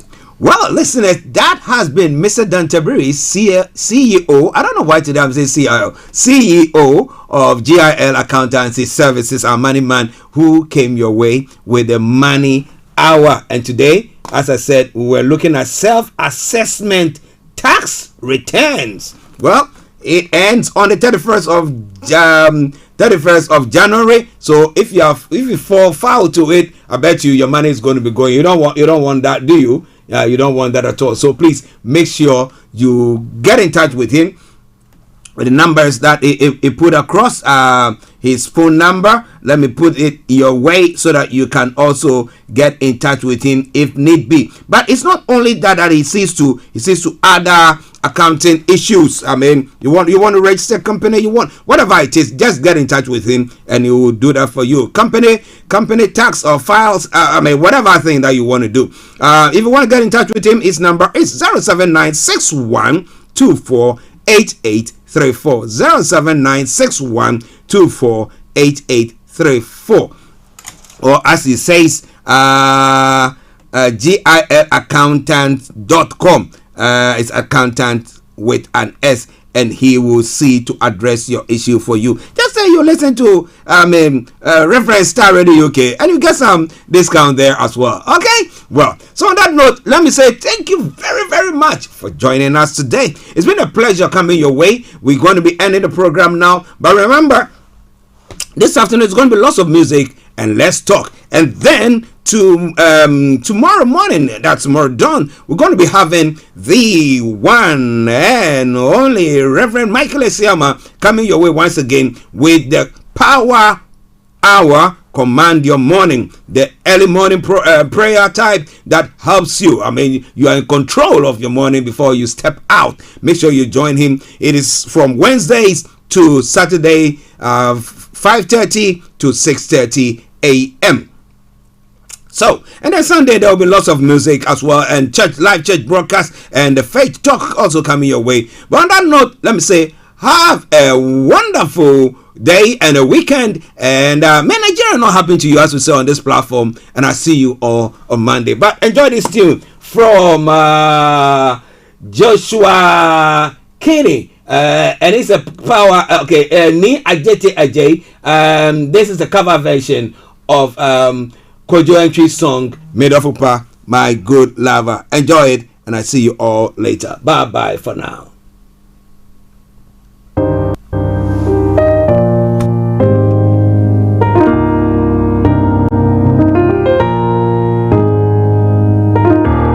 Solo 7. Made of Upa, Wunyum Nepwe. Made of Upa, Wunyum Nepwe. Made of Upa, Wunyum Nepwe. No, me sorry and Upa, me won't family. Adore Fimano, Menya. Sema Bemu Bua, as a ritual, Wama was me. Menya wanted for frobby. Oda ye won't come at the gym. Oda ye won't come at shishi. Oda ye won't come at the gym.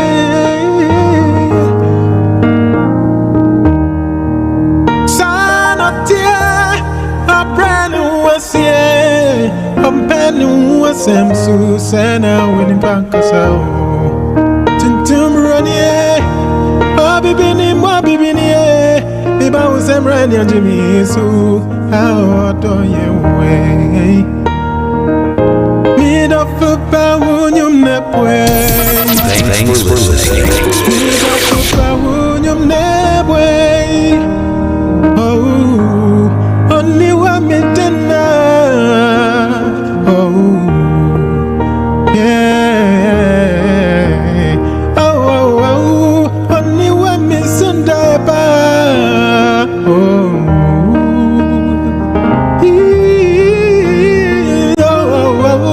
only one is your bucket in my. Oh, I die away.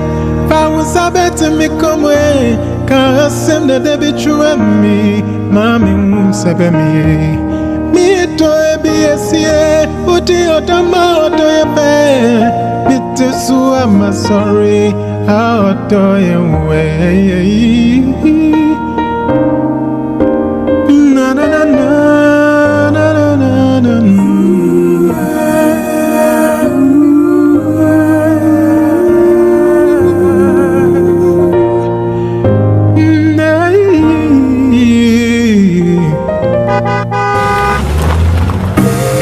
That move now this festive season to your new home address at GHS Housing Estate. From now to 31st January 2023, we are offering you an amazing 5% buyer's discount on all purchases on our expandable 1, 2, 3 and 4 bedroom detached homes at Cochrane Villa, Pokwase, just 5 minutes drive from the interchange. The Mayflower and the new Hazel Courts at Kuntusi, 20 minutes drive from Achimatamo. Beautiful homes in a serene and gated community with flexible payment plans available. Call us now on 0544 347 980 or 0544 347 981. GHS Housing Estates. View it, love it, own it.